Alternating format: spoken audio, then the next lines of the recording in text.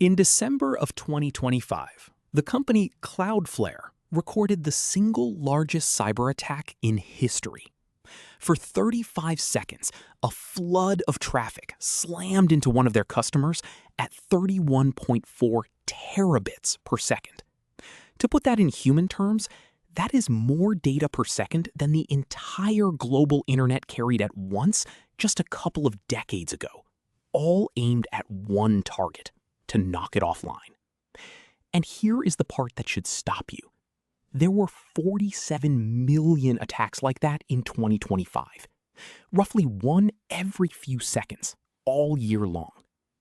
None of them broke any encryption, none of them stole a password. They simply abused the way the network itself works. And to understand how that is even possible, you have to understand the hidden machine that the entire digital world runs on. Every day, you use this machine and never see it. You type a few words, a page appears, and it feels like magic. But underneath that simple surface is one of the most complex systems humanity has ever built. A planet-spanning web of cables, routers, and protocols, all cooperating in fractions of a second to move your data. Most people never look beneath the surface.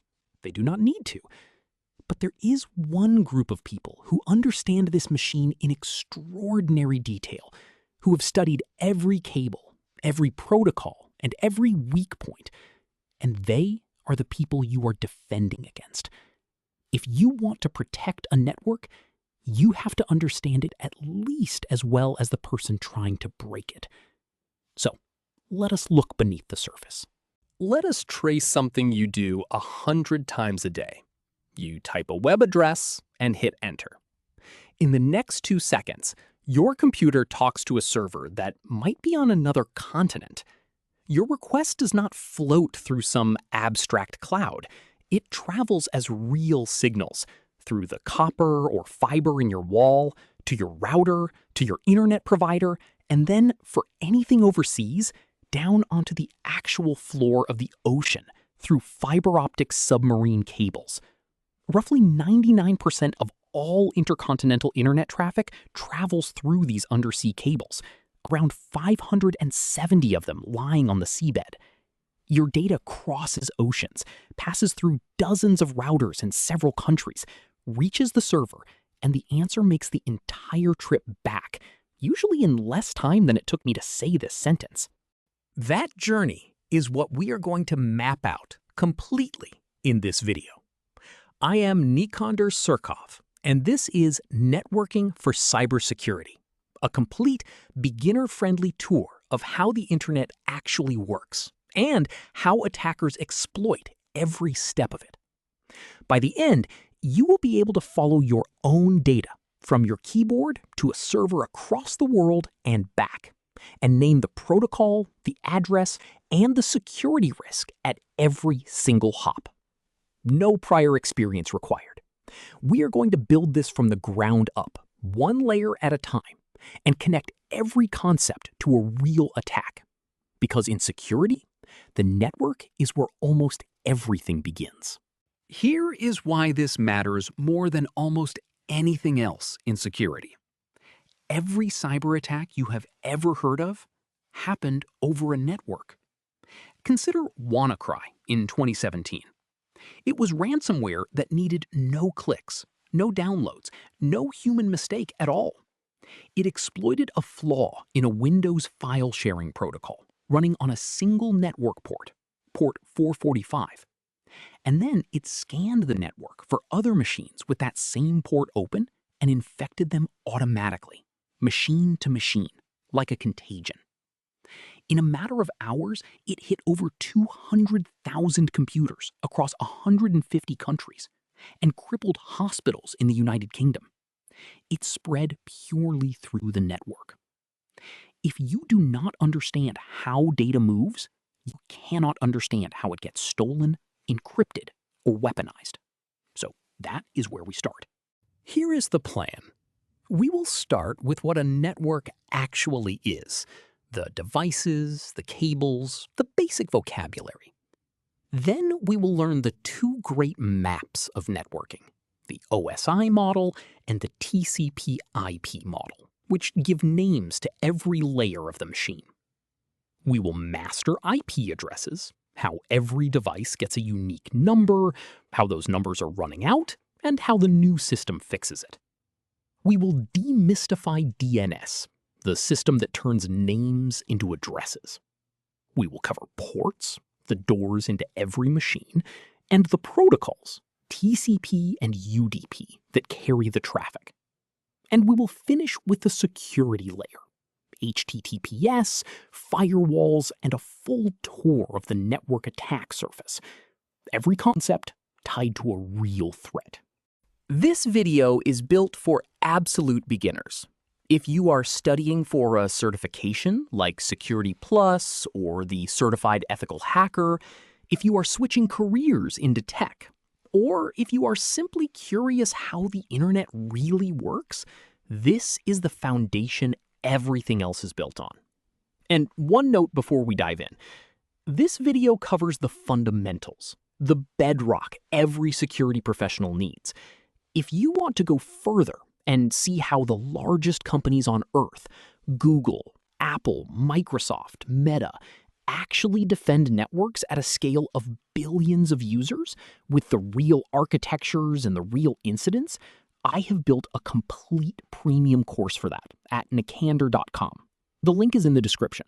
But everything you need for the fundamentals is right here, free. Let us keep going. Before we go further, 3 words. Memorize them, because everything else in this video is built on top of them. First, the IP address, the unique number that identifies a device on a network, like a postal address for a computer.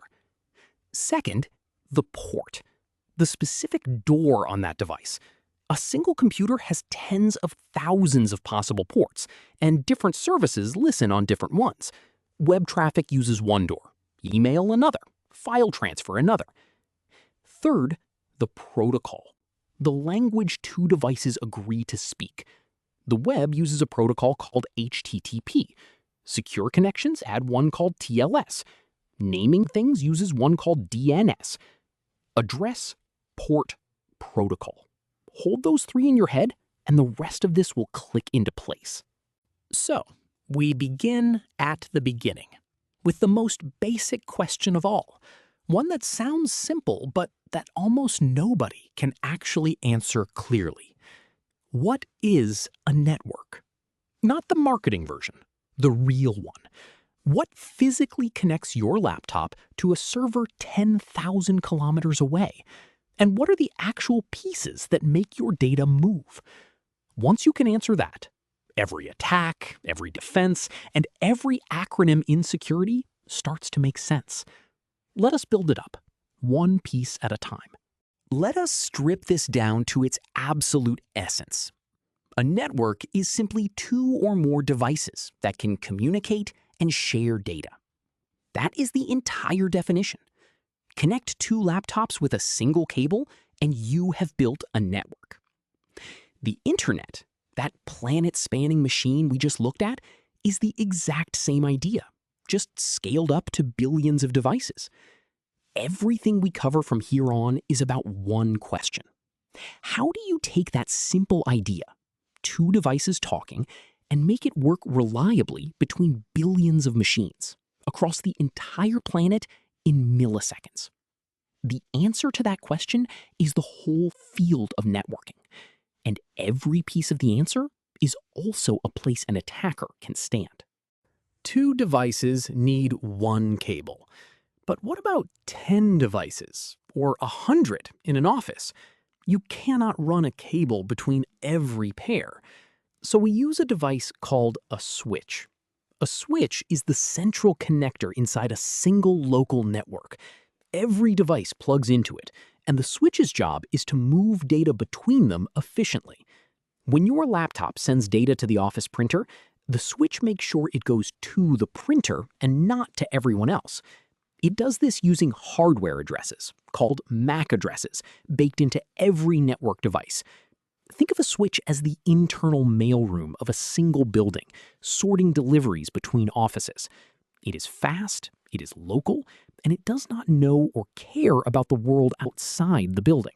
That building full of connected devices has a name, a local area network, or LAN. Your home network is a LAN. Your office is a LAN. It is a group of devices in one physical place, sharing one local network. But LANs need to talk to each other. Your home LAN needs to reach a company's LAN across the world. A network that connects LANs across distance is called a wide area network, or WAN. And the biggest WAN of all, the one that connects nearly every LAN on the planet, is the internet itself. So the structure is simple.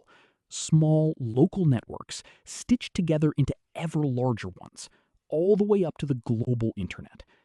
The question is, what does the stitching? The stitching is done by the router. If a switch connects devices within one network, a router connects different networks to each other. The box in your home that you probably call your Wi-Fi router is doing exactly this. It sits at the boundary of your home LAN and acts as the gateway to the wider internet. Everything leaving your house and everything coming in passes through it. Routers make the single most important decision on the internet, billions of times per second. Given a packet of data with a destination address, which direction should I send it next to get it closer to home? That decision, repeated across millions of routers, is what actually moves your data across the world. Let me make the switch versus router distinction crystal clear, because people mix them up constantly, and the difference matters for security. A switch works inside a single network, moving data between local devices using hardware MAC addresses. It is the local mailroom. A router works between networks, moving data toward distant destinations using IP addresses. It is the postal service that carries mail between cities. Switch, local, MAC addresses, within. Router, global, IP addresses, between. Your home router actually does both jobs in one box, which is why the line blurs. But the two functions are distinct, and as we will see, attacks at the switch level look completely different from attacks at the router level. There is one more relationship to name, because nearly all of networking is built on it: the client and the server. When you open a website, your device is the client, the one making the request. The machine storing and sending the website is the server, the one providing the response. Client asks, server answers. Your phone is a client to thousands of servers a day. A server is usually a powerful computer in a data center, built to answer requests from many clients at once. This simple back and forth, request, response, is the rhythm of almost everything online.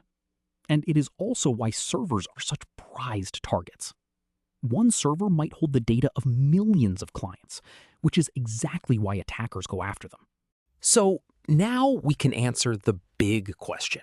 What is the internet, really? It is not one network. It is a network of networks. Hundreds of thousands of independent networks run by internet providers, companies, universities, and governments, all agreeing to interconnect and route each other's traffic. There is no central internet computer, no master switch. It works because all these separate networks follow the same shared rules for how to address and route data. That decentralization is the internet's greatest strength. There is no single point to shut it all down.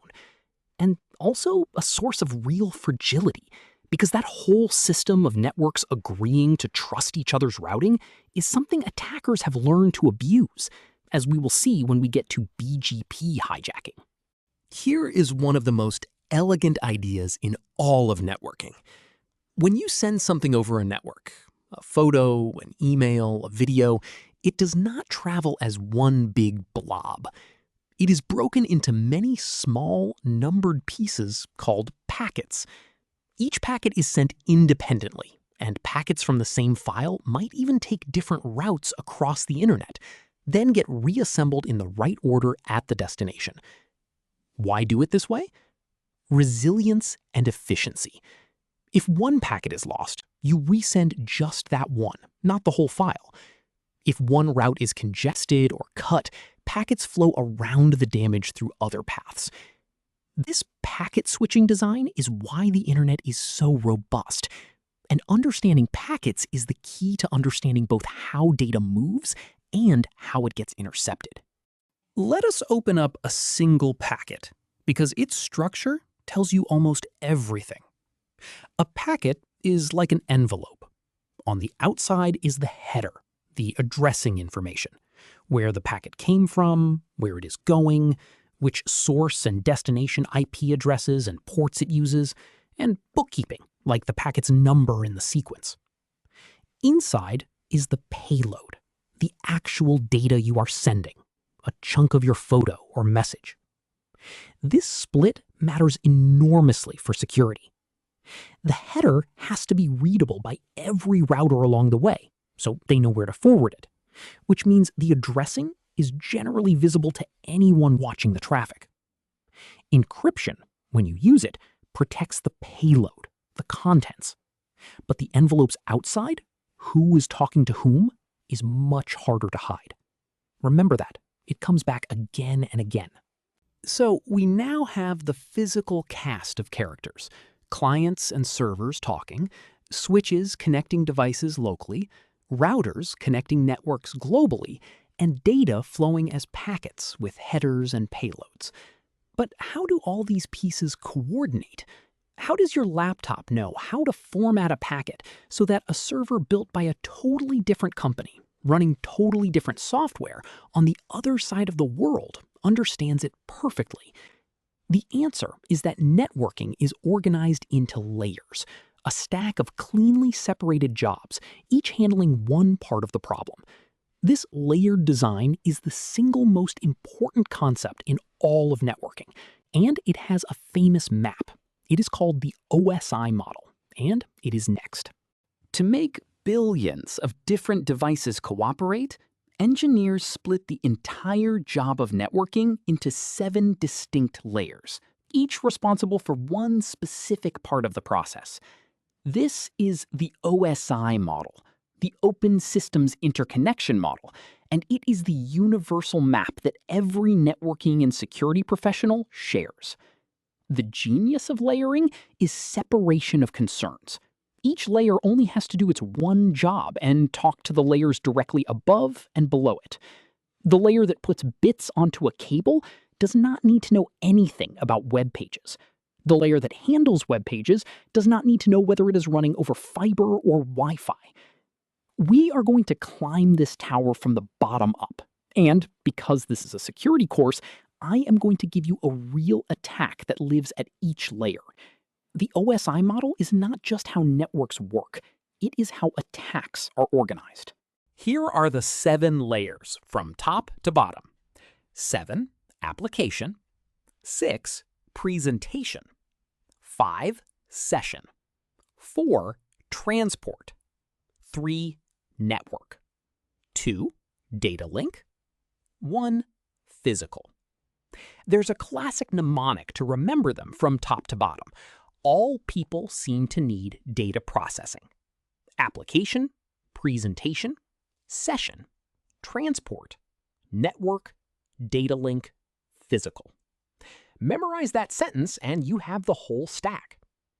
As your data travels out, it moves down the stack, from application at the top to physical at the bottom, getting wrapped at each layer. As it arrives, it travels back up. Let us walk through each one, from the bottom, where the bits physically move, up to the top, where you and I actually interact.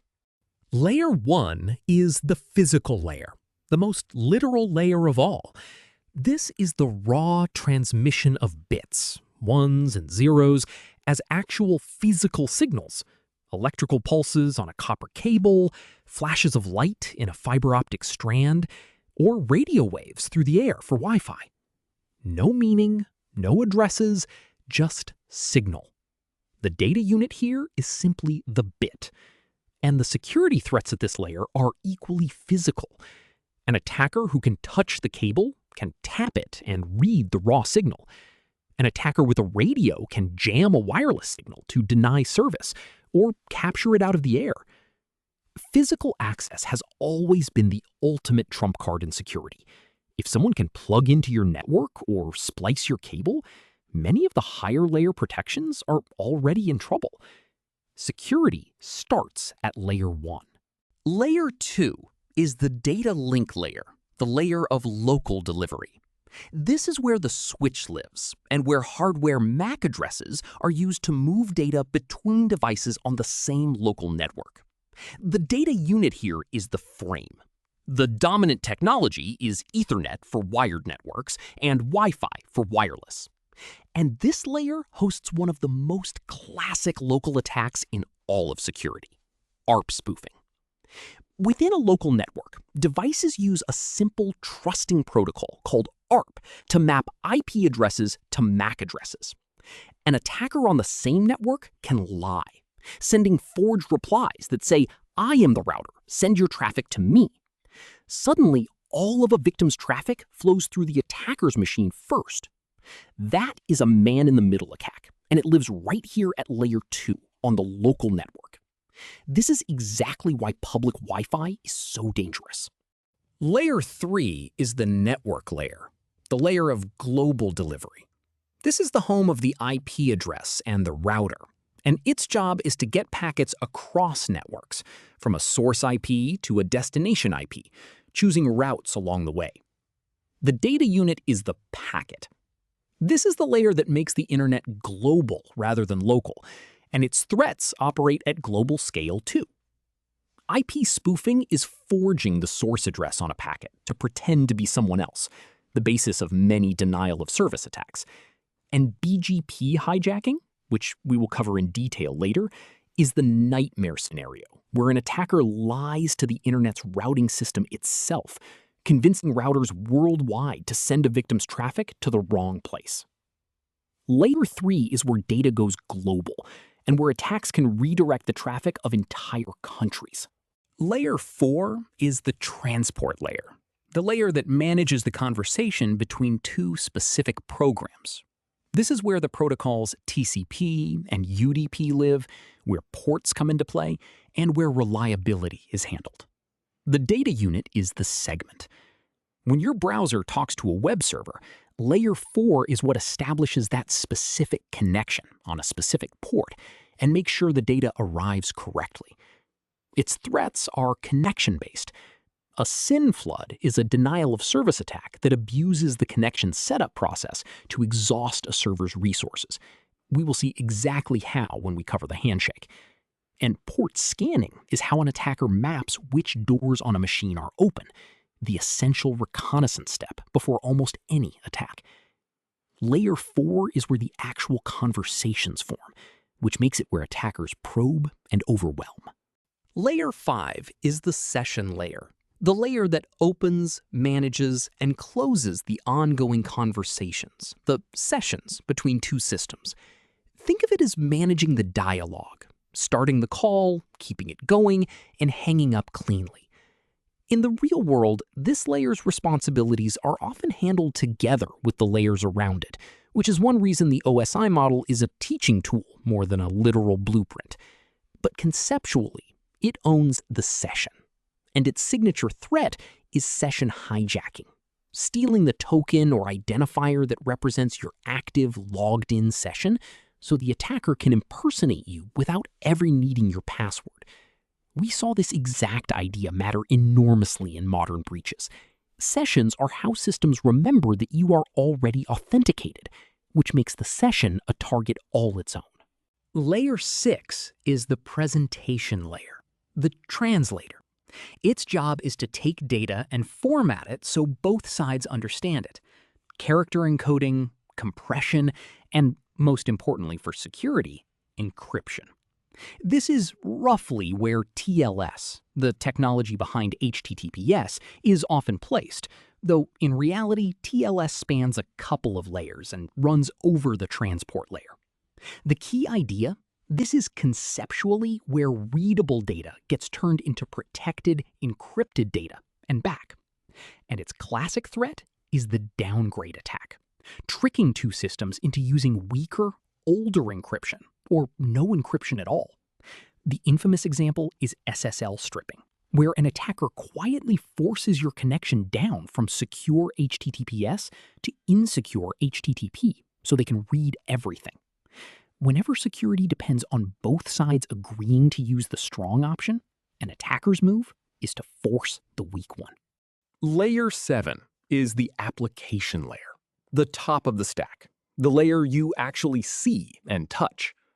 This is where the protocols you use by name live. HTTP and HTTPS for the web, SMTP for email, DNS for naming, SSH for remote access. When you load a web page, Layer 7 is the language your browser and the server speak to exchange that page. And because this is the layer closest to humans, it is where the largest number of attacks land.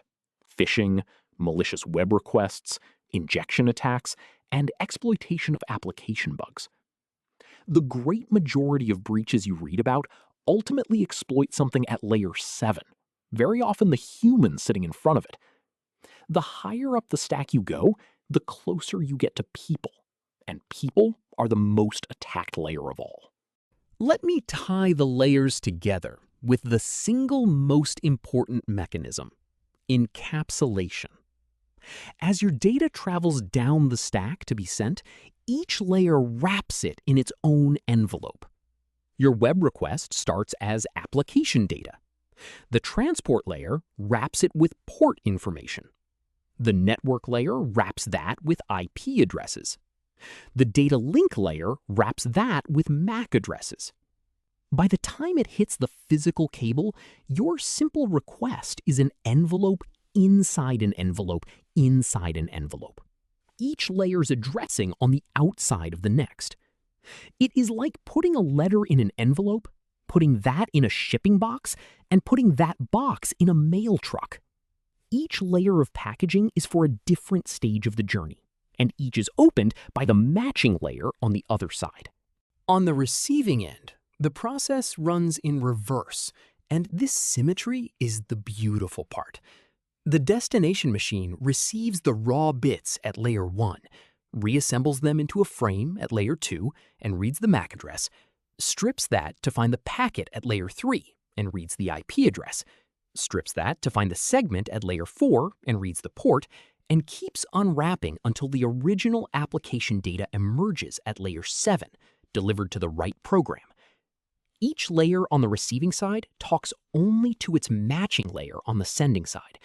The sender's transport layer is really communicating with the receiver's transport layer. The network layers talk to each other, and so on. This clean layer-to-layer correspondence is what lets wildly different devices interoperate flawlessly. Here is why every security professional has this model memorized. It is the industry's shared language. When an engineer says, "This is a Layer 7 problem," everyone instantly knows they mean the application, the web server or the software, not the cables or the routing. A Layer 2 switch works with MAC addresses. A Layer 3 route is about IP forwarding. A Layer 7 firewall inspects the actual application content, not just ports and addresses. Attacks get classified this way too. A Layer 3 or 4 denial of service attack floods the network with raw traffic, while a Layer 7 attack sends seemingly legitimate requests that exhaust the application. When you can speak in layers, you can pinpoint exactly where a problem or an attack lives. That precision is the entire point of the model. One honest caveat before we move on, because I do not want you to memorize something slightly wrong. The OSI model is a teaching and diagnostic tool, not a literal description of the software running on your computer. In the real world, the top 3 layers often blur together. Encryption happens at several layers rather than just one, and the protocol that actually runs the internet does not have exactly 7 layers at all. The OSI model is the map. It is invaluable for navigating and for communicating, but the territory, the real internet, is a bit messier than 7 tidy boxes. Which raises the obvious question. If the internet does not actually run on the 7-layer OSI model, what does it run on? That is the model we turn to next, and it is the one that is truly in charge. A quick recap, because the OSI model is the backbone of everything else. 3 things to hold on to. 1. Networking is divided into layers, each handling one specific job, from raw bits at the bottom to applications at the top, with the mnemonic, all people seem to need data processing. 2. Data is encapsulated, wrapped in a new envelope at each layer on the way down, and unwrapped on the way up, with each layer talking to its counterpart on the other side. 3. Every single layer has its own family of attacks, from physical cable taps to ARP spoofing to IP spoofing to SYN floods to phishing at the top. Security is layered because the network is layered. Now let us meet the model that actually runs the real internet, the leaner, 4-layer TCP/IP model. The OSI model has 7 neat layers. The model the internet actually runs on has 4. It is called the TCP/IP model, named after its 2 most important protocols, and it is the practical working blueprint of the real internet. Where OSI is the idealized teaching diagram, TCP/IP is the engineering reality. It was built by the people actually constructing the internet, who cared about what shipped and worked, not theoretical purity. The 2 are not rivals. They describe the same thing at different resolutions. The TCP/IP model simply groups some of OSI's layers together into a leaner set of 4. If OSI is the detailed anatomical chart, TCP/IP is the practical field manual. Let us see its 4 layers. The 4 layers of TCP/IP, from top to bottom, are these. The application layer, everything you interact with, HTTP, DNS, email, SSH, and the encryption of TLS. The transport layer, TCP and UDP, managing the connection and the ports. The internet layer, IP, handling addressing and routing across networks. And the link layer, sometimes called network access, the physical transmission and local delivery, the cables, Wi-Fi, and MAC addresses. 4 layers: application, transport, internet, link. Notice that the 2 protocols in the model's very name sit in the middle, TCP at the transport layer, IP at the internet layer. Those 2 are the beating heart of the internet, which is exactly why the whole model is named after them. Mapping the 2 models together locks in your understanding of both. The TCP/IP application layer simply combines OSI's top 3, application, presentation, and session, into one.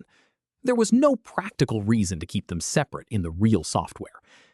The TCP/IP transport layer matches OSI's transport layer exactly, layer 4, TCP, and UDP. The TCP/IP internet layer matches OSI's network layer exactly, layer 3, IP, and routing. And the TCP/IP link layer combines OSI's bottom 2, data link and physical, into one. So whenever you hear someone reference an OSI layer number, you can instantly place it in the real 4-layer stack. The 2 models are just 2 zoom levels on the same machine. Let us briefly tour each TCP/IP layer with its real protocols, because these names are the vocabulary of the rest of the video. The application layer is where all the protocols you will actually configure and secure live. HTTP and HTTPS deliver web pages. DNS resolves names into addresses. SMTP, POP3, and IMAP move email. SSH gives secure remote access. TLS provides the encryption. This is the layer with the richest set of named protocols, the layer closest to users, And, as we said with OSI Layer 7, the layer where the largest share of attacks ultimately land, because it is closest to human behavior and the most complex software. Most of the second half of this video lives at this layer. The middle two layers are the engine. The transport layer runs TCP and UDP, the protocols that manage the actual conversation between two programs, setting up the connection, using ports to reach the right service, and in TCP's case, guaranteeing reliable delivery. We will spend a whole chapter on these two. Below it, the internet layer runs IP, the Internet Protocol, the system of addressing and routing that gets a packet from any device on Earth to any other. IP is the universal envelope that every packet on the internet wears. Together, TCP and IP form the famous pairing, TCP/IP, that the entire global network is built on and named after. If you understand these two layers deeply, you understand the core of the internet. The bottom layer, the link layer, is where your data finally meets the physical world and the local network. It combines the actual transmission of bits over copper, fiber, or Wi-Fi radio with local delivery using MAC addresses and frames. This is your Ethernet cable and your Wi-Fi connection.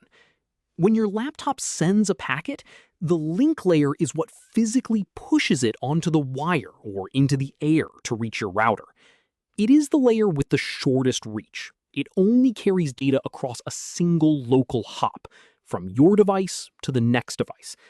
Then the internet layer takes over to carry it across the world. Local hop by local hop, guided globally by IP, that is how a packet crosses the planet. So why does the internet run on the 4-layer TCP/IP model rather than the 7-layer OSI model? In a word, pragmatism. TCP/IP was developed hand-in-hand with the early internet by people building real systems that had to work, while OSI was designed more by committee as an ideal standard. TCP/IP shipped, it worked, and it spread. And the rest is history. The practical lesson for you is simple. Use OSI as your vocabulary and your diagnostic map. It is unbeatable for talking precisely about where a problem lives. But know that TCP/IP is the actual machine. With both maps in hand, we are ready to zoom into the single most important addressing system in the entire stack, the IP address. How does every device on Earth get a unique number? And what happens when we run out? Every device that wants to communicate on a network needs a unique address, the way every house needs a street address for mail to find it. On the internet, that is the IP address. The version that has run the internet for decades is IP version 4, IPv4, and you have seen it. 4 numbers separated by dots, like 192.168.1.1. Under the hood, an IPv4 address is 32 bits, 4 groups of 8 bits each, which is why each of the 4 numbers ranges from 0 to 255. That is the whole format, 32 ones and zeros, written in a human-friendly dotted decimal form. Simple, elegant, and as we are about to see, not nearly big enough. How many unique addresses does 32 bits give you? About 4.3 billion. 4.3 billion distinct addresses. In the 1980s, when this was designed, that seemed like an impossibly large number. There were only a handful of computers on Earth. But think about today. There are more than 8 billion people, and many of us carry several connected devices. A phone, a laptop, a watch, earbuds. Then add the servers, the smart TVs, the security cameras, the doorbells, the cars, the thermostats, the industrial sensors. The number of things that want an internet address blew past 4.3 billion years ago. The address space that once felt infinite turned out to be a hard ceiling. and we hit it. This is one of the quiet crises of the modern internet, and it is called IPv4 exhaustion. The central global pool of fresh IPv4 addresses was officially handed out in 2011, and the regional registries that distribute addresses across the world ran dry one after another between 2011 and 2015. There are, quite simply, no large blocks of new IPv4 addresses left to give out. But here is the nuance that matters. The internet did not collapse, and you have never noticed a shortage. That is because engineers came up with two brilliant workarounds to keep IPv4 alive long past its natural limit. The first is a clever trick for sharing addresses, and the second is an entirely new address system. Let us take the sharing trick first, because you are using it right now. The key insight is that not every device needs a globally unique address. Inside your home, your devices need to talk to each other and to your router, but they do not each need their own public internet address. So networking reserves certain ranges of IP addresses as private, usable inside any local network, but not routable on the public internet. There are three private ranges to recognize. Anything starting with 10, the block from 172.16 through 172.31, and the very common 192.168. If an address starts with those, it is private, a local address reused inside millions of separate networks worldwide. Your laptop's address right now is almost certainly one of these. The same private addresses exist in countless homes simultaneously because they never appear on the public internet. Only your router has a public address. So, how does a house full of devices, all with private addresses, share a single public address to reach the internet? The answer is a technology called NAT, Network Address Translation, and it runs inside your home router.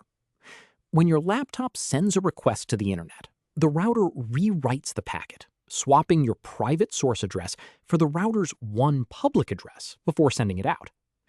When the reply comes back, the router remembers which internal device asked and rewrites the address again to deliver it to your laptop.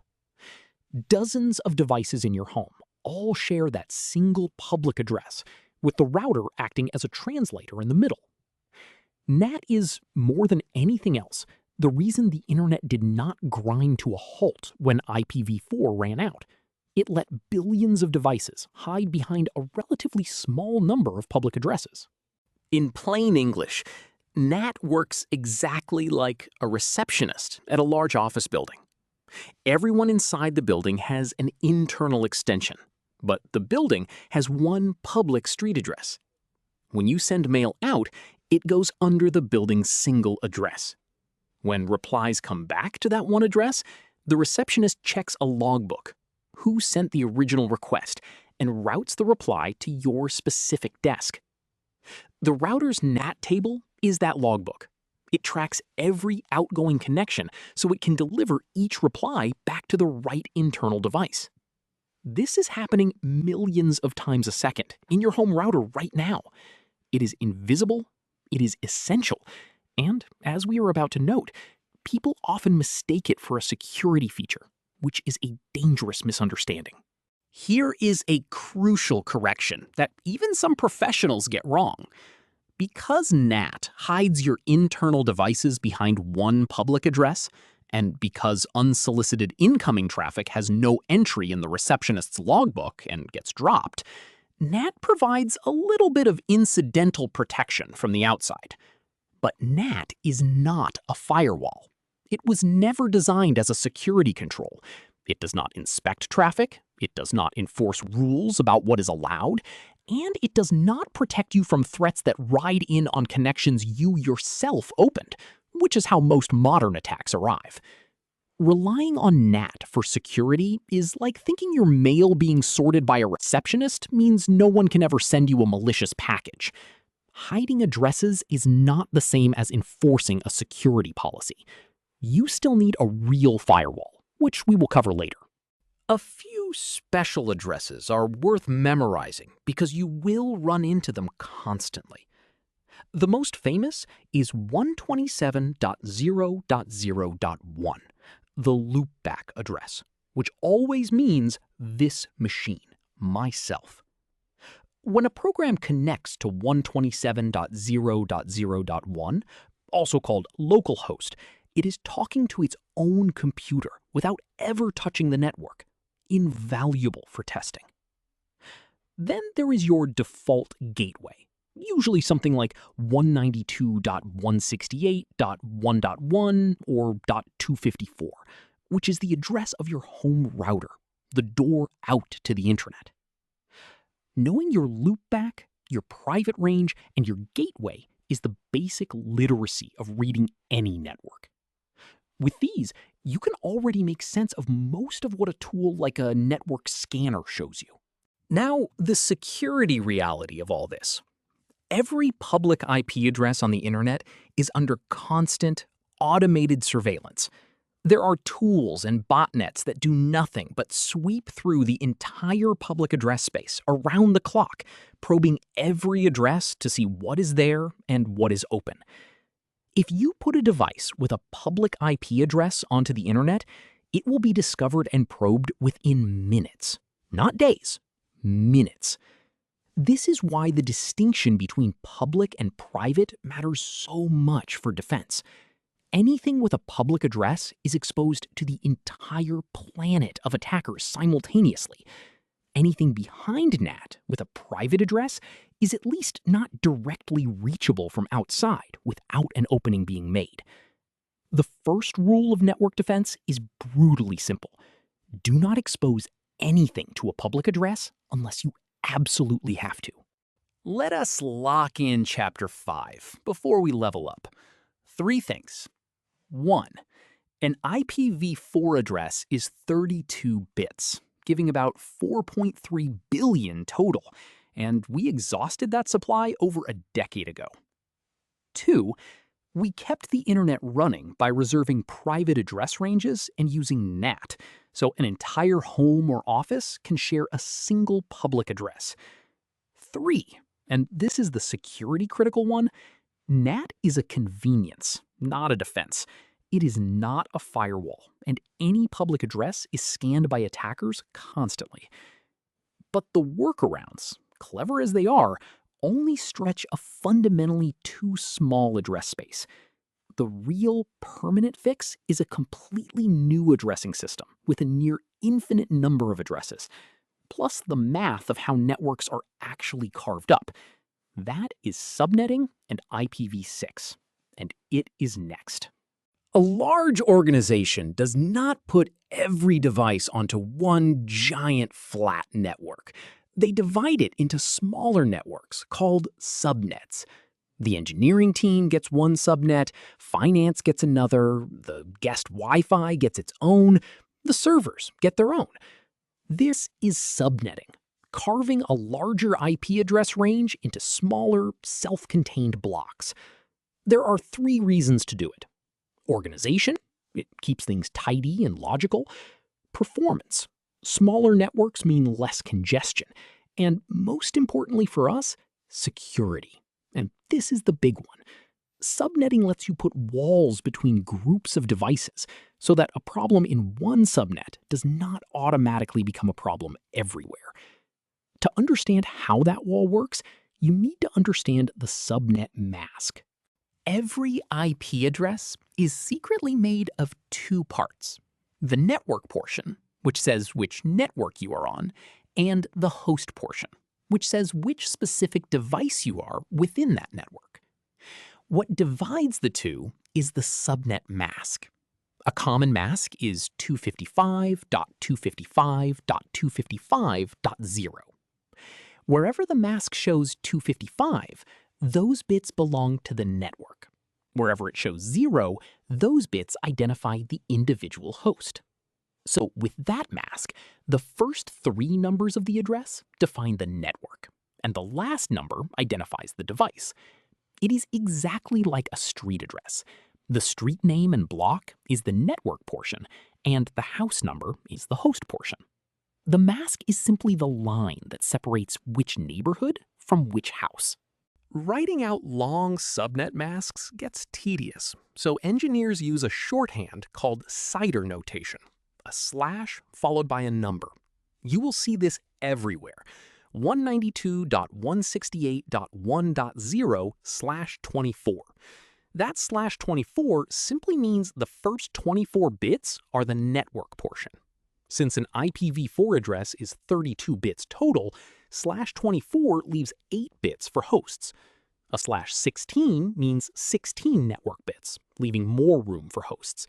A /8 means just 8 network bits, an enormous network. The smaller the slash number, the bigger the network. The bigger the slash number, the smaller and more numerous the subnets. Once this notation clicks, you can read any network size at a glance, and it is one of the most common things you will see in real security and networking work. Let us do the basic math, because it is simpler than people fear. A /24 network has 8 host bits, and 2 to the 8th power is 256. So a /24 contains 256 addresses. But 2 of those are always reserved. The first address identifies the network itself, and the last is the broadcast address, used to reach everyone at once. So you get 254 usable addresses for actual devices. Every time you add 1 bit to the mask, you cut the block in half. A /25 gives 126 usable hosts. A /26 gives 62. That is the whole core of subnetting. You are just deciding how to split a fixed pool of addresses into the right number of right-sized neighborhoods.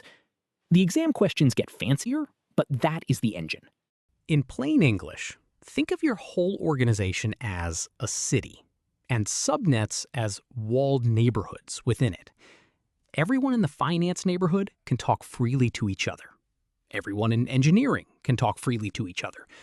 But to get from one neighborhood to another, traffic has to pass through a gate. And at that gate, you can put rules.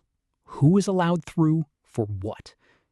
Those gates are where firewalls live. Without subnetting, your organization is one enormous open field where anyone who gets in can wander anywhere.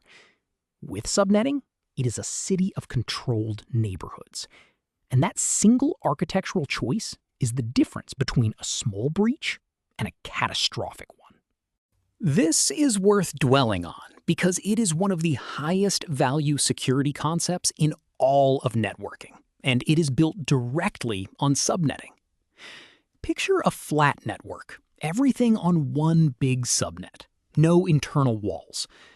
An attacker who compromises a single laptop, maybe through a phishing email, can then reach every other device in the organization directly. The breach spreads laterally, unchecked, until it owns everything. That is precisely how attacks like WannaCry spread so fast. Now picture a segmented network, divided into subnets with firewalls between them. The same compromised laptop is trapped. It can only reach its own subnet, and the gates to the others block it. The breach is contained. Network segmentation is one of the most effective defenses in existence, and it is nothing more than subnetting plus firewall rules applied with intent. Now for the real permanent solution to address exhaustion. If IPv4's 32 bits give us 4.3 billion addresses, the next generation system, IPv6, uses 128 bits. And because each added bit doubles the count, going from 32 bits to 128 does not just multiply the address space, it makes it almost incomprehensibly vast. The total number of IPv6 addresses is roughly 3.4 times 10 to the 38th power. That is a 3 followed by 38 digits. It is more addresses than there are grains of sand on every beach on Earth, by a staggering margin. For all practical purposes, IPv6 gives us an infinite supply of addresses. The shortage that has shaped the internet for 2 decades simply does not exist in IPv6. IPv6 addresses look intimidating at first, but the rules are simple. Instead of 4 decimal numbers, an IPv6 address is 8 groups of hexadecimal digits, separated by colons. Because so many IPv6 addresses contain long runs of zeros, there is a shorthand. A double colon collapses one run of all 0 groups down to nothing. So a long address full of zeros might shrink to something like 2001 colon DB8 double colon 1. Much friendlier. And the loopback address, the IPv6 equivalent of 127.0.0.1, is simply double colon 1. You do not need to memorize how to write these by hand. You just need to recognize the format. Lots of colons and hex digits means you are looking at IPv6, the modern address system. The vast IPv6 address space changes something fundamental. With IPv4, we needed NAT because addresses were scarce, so devices had to hide behind shared public addresses. With IPv6, there are so many addresses that every device on Earth, every phone, every sensor, every light bulb can have its own globally unique public address. There is no need for NAT at all. This restores what the original internet had, and then lost, true end-to-end addressing, where any device can, in principle, be reached directly by its own address. That is powerful for engineering. It simplifies a lot of things that NAT made painful. But pause on the security implication, because it is double-edged. When every device has its own reachable public address, every device is also potentially directly exposed. The convenient hiding that NAT provided, by accident, goes away. So if IPv6 is so much better, why are we still talking about IPv4 at all? Because changing the addressing system of the entire internet is like changing the gauge of every railroad track in the world while the trains keep running. It is slow. But 2026 was a milestone year. In March of 2026, Google measured that more than half of its users, 50.1%, were reaching it over IPv6 for the first time.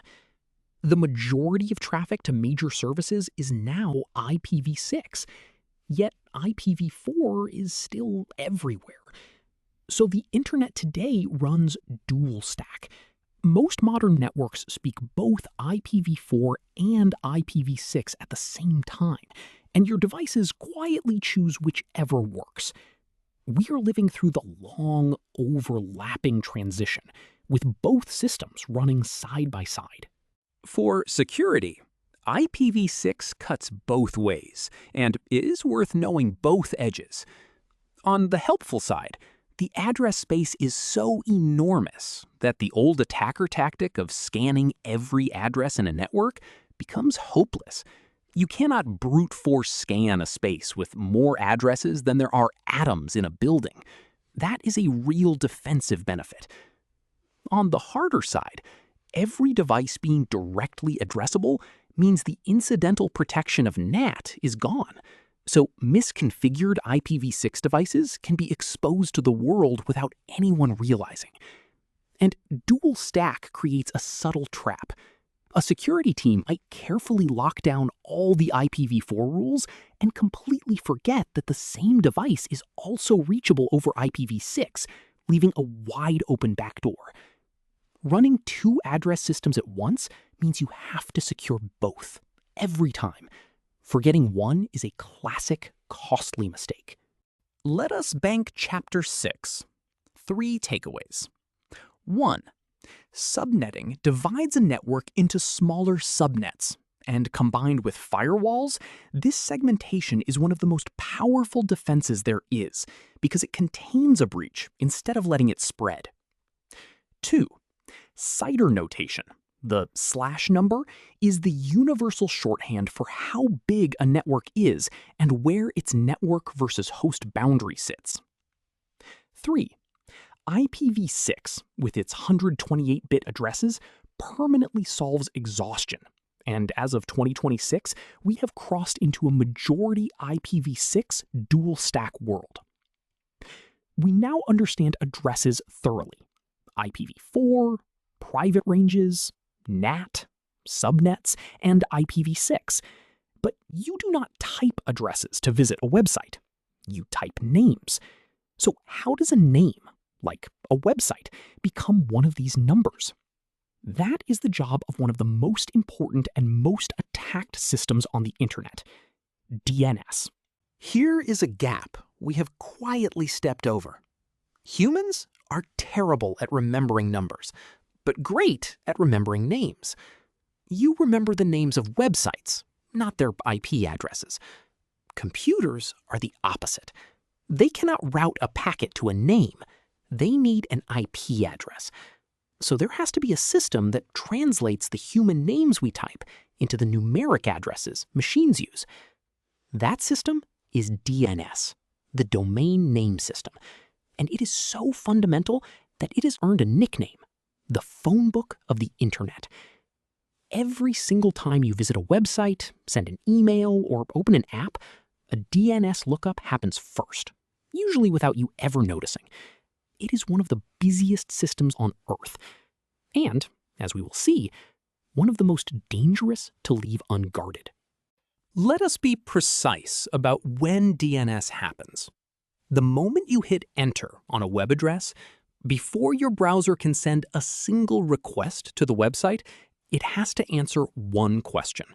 What is the IP address for this name?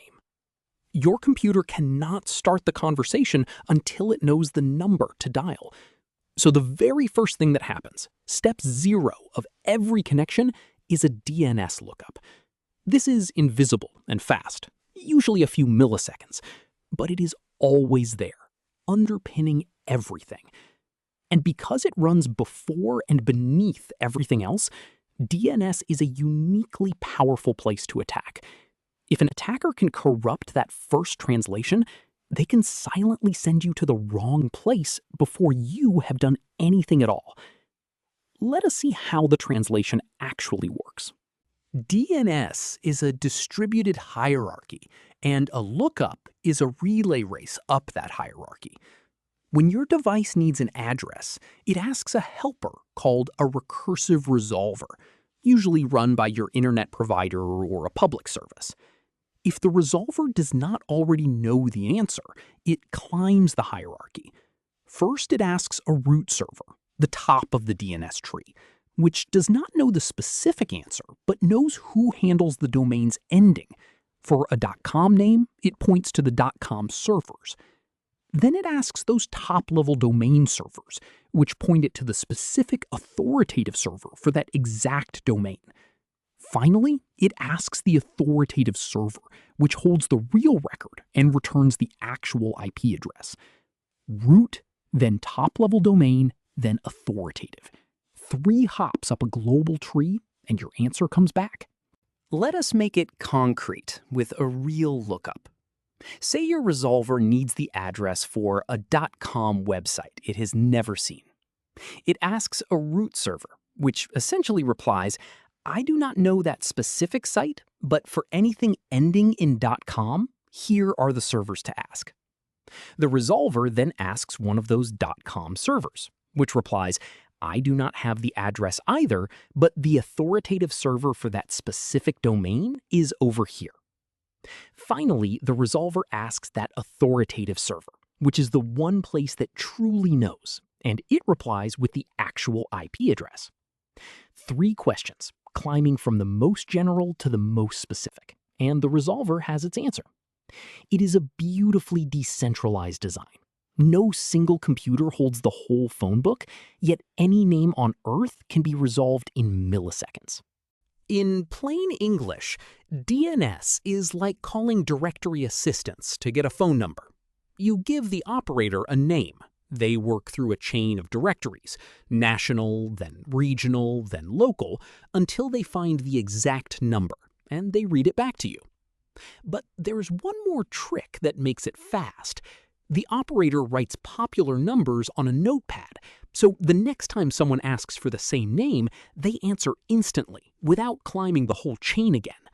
That notepad is caching, and it is essential to how DNS scales to billions of lookups. Without caching, the root servers would melt under the load. With it, the vast majority of lookups are answered instantly from a nearby cache. But caching, as we will see, is also exactly what attackers try to poison. Two practical details before the security part. First, caching has a clock. Every DNS record carries a value called TTL, time to live, which says how many seconds a resolver is allowed to keep the cached answer before it must look it up fresh. A short TTL means changes propagate quickly, but creates more lookups. A long TTL means less load, but slower updates. When a company changes its servers, the TTL is why the change can take time to reach everyone. Second, you can choose your resolver. Many people use their internet providers, but there are well-known public resolvers you have probably seen.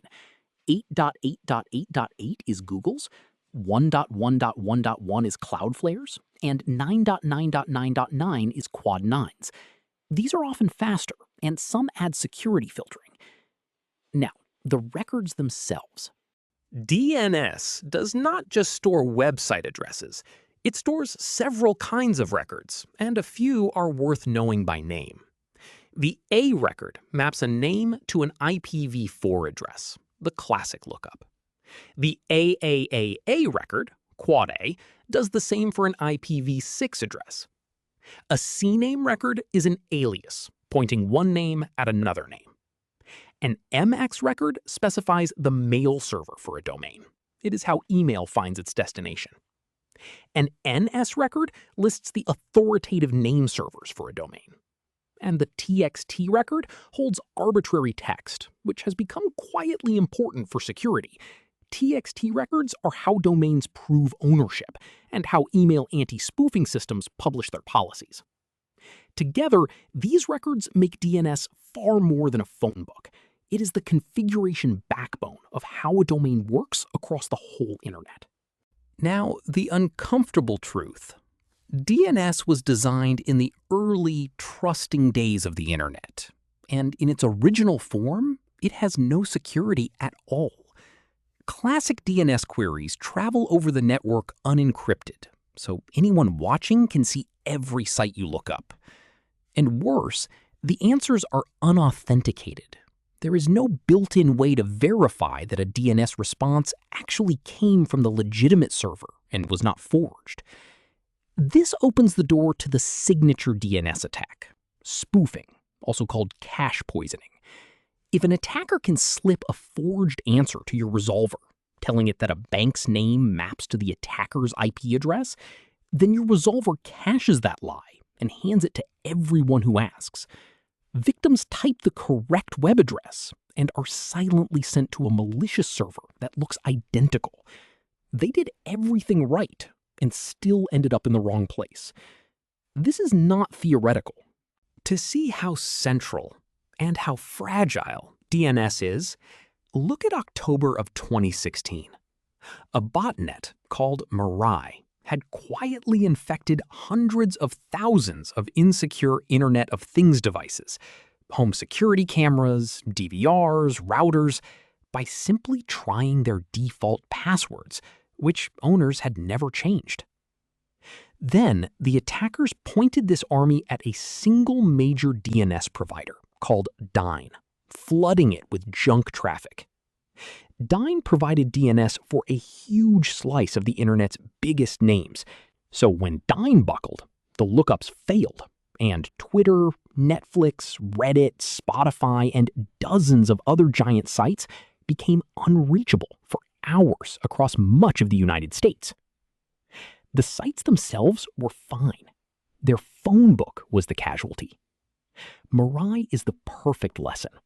Take down the system that translates names to numbers, and you do not need to touch the actual services to take them down.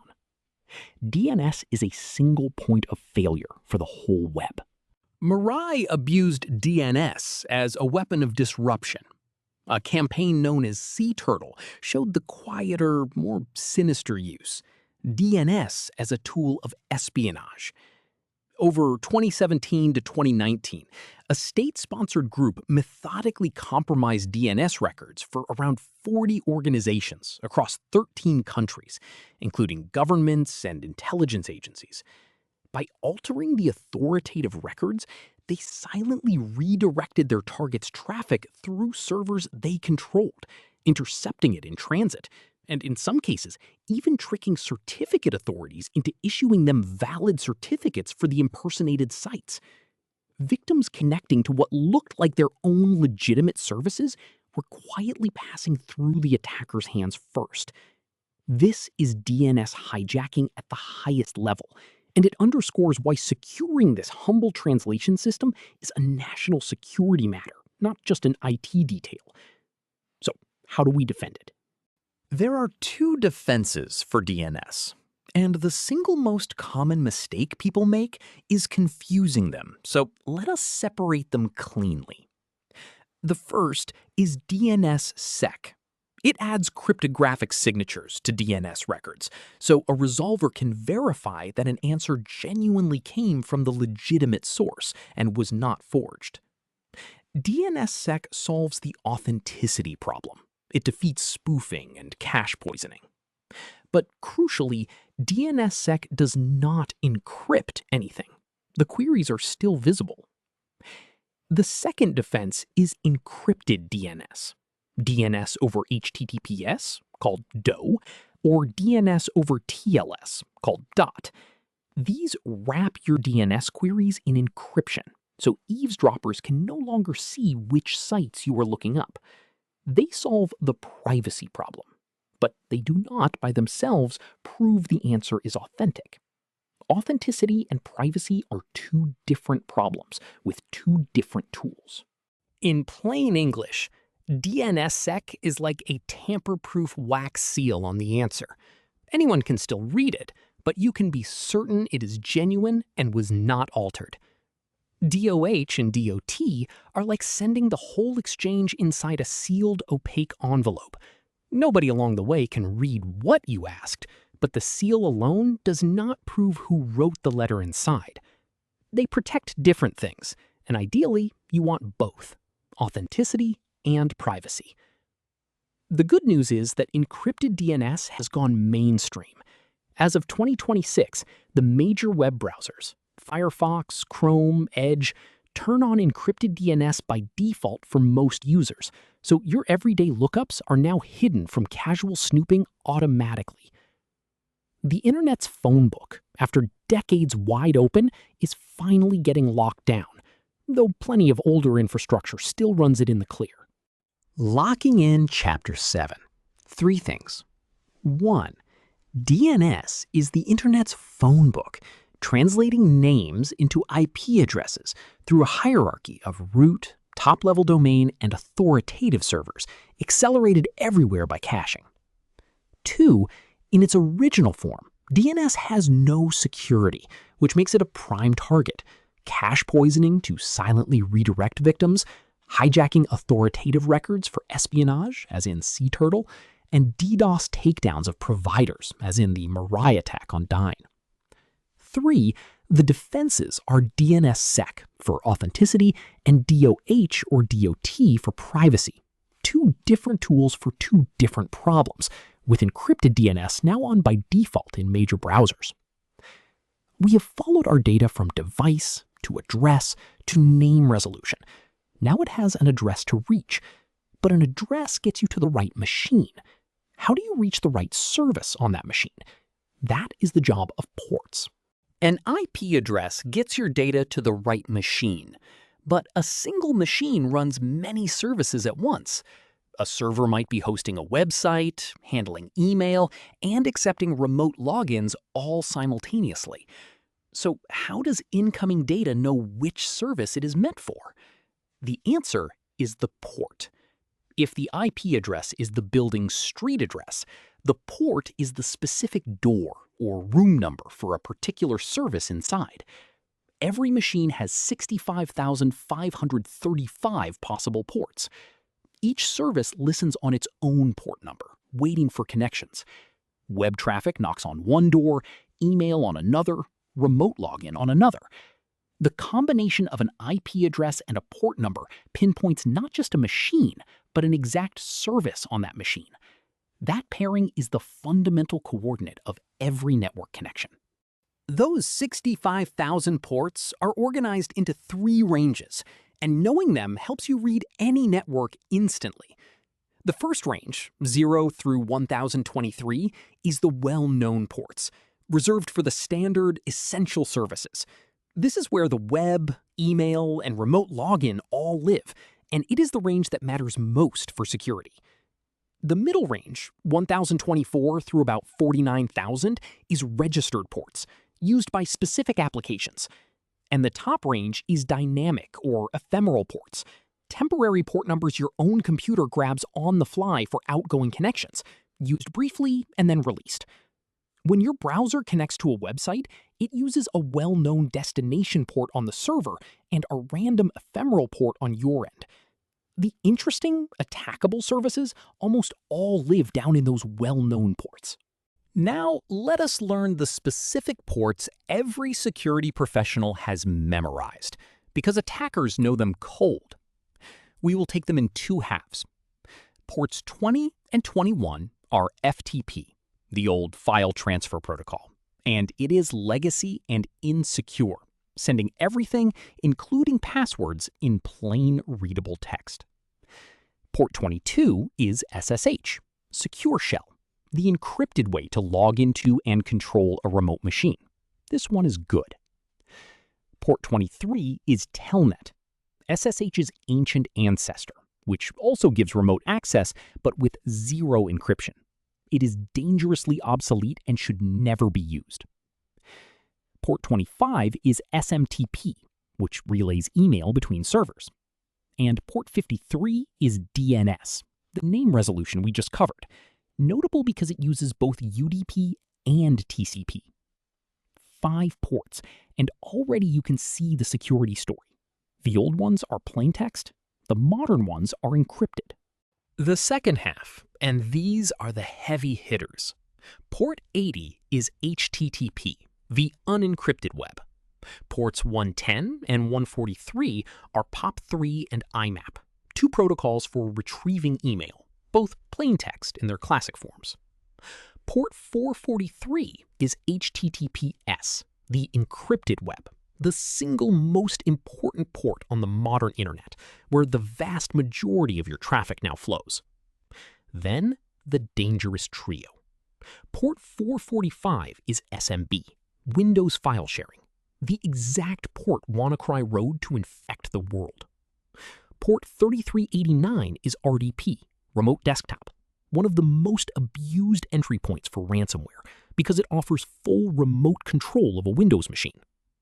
And port 3306 is MySQL, a database port that should never face the internet. Notice the pattern. The highest risk ports are the ones that give powerful access, file sharing, remote control, databases.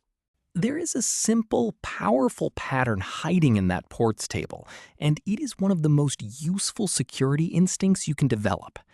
Many of the older protocols, FTP, Telnet, HTTP, POP3, IMAP, in their original forms, send everything across the network as plain, readable text, including usernames and passwords.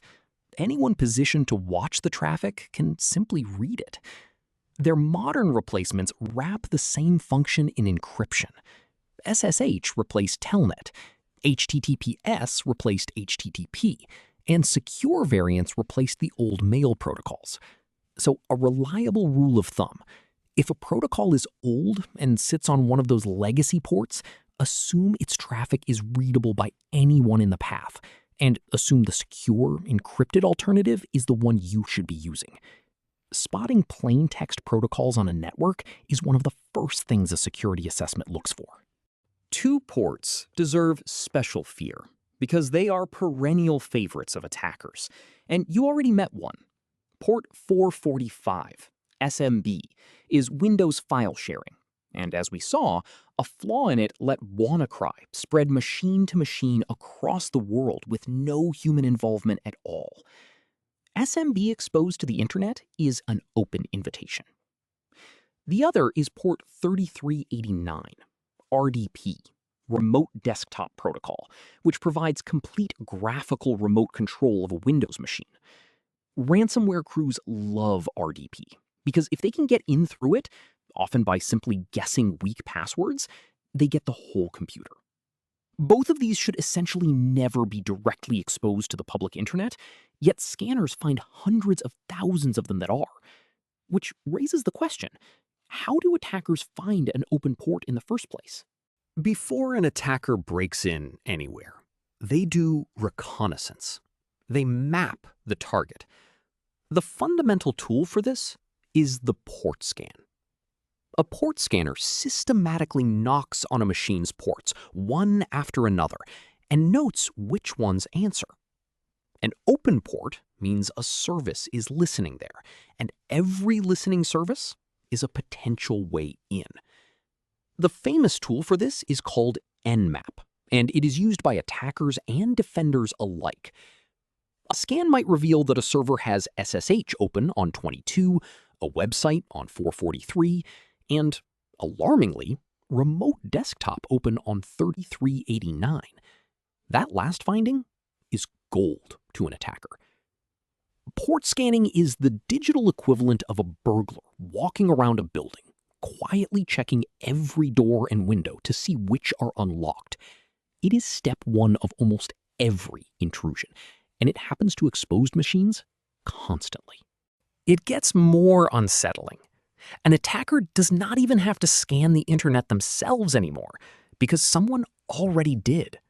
There is a search engine called Shodan that continuously scans the entire public internet and indexes every exposed device and open port it finds. Webcams, routers, industrial control systems, databases, and yes, remote desktop servers.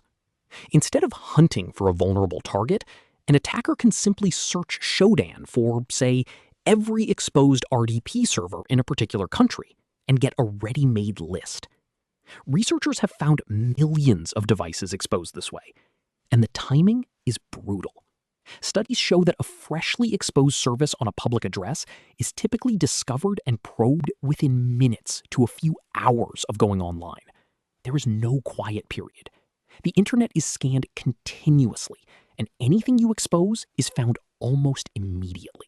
In plain English, here is the defensive principle that all of this points to, and it is one of the most important ideas in security. Minimize your attack surface. Every open port is a door an attacker can try to open. Every running service is something that can be exploited. So the single most effective thing you can do is close every door you do not actually need.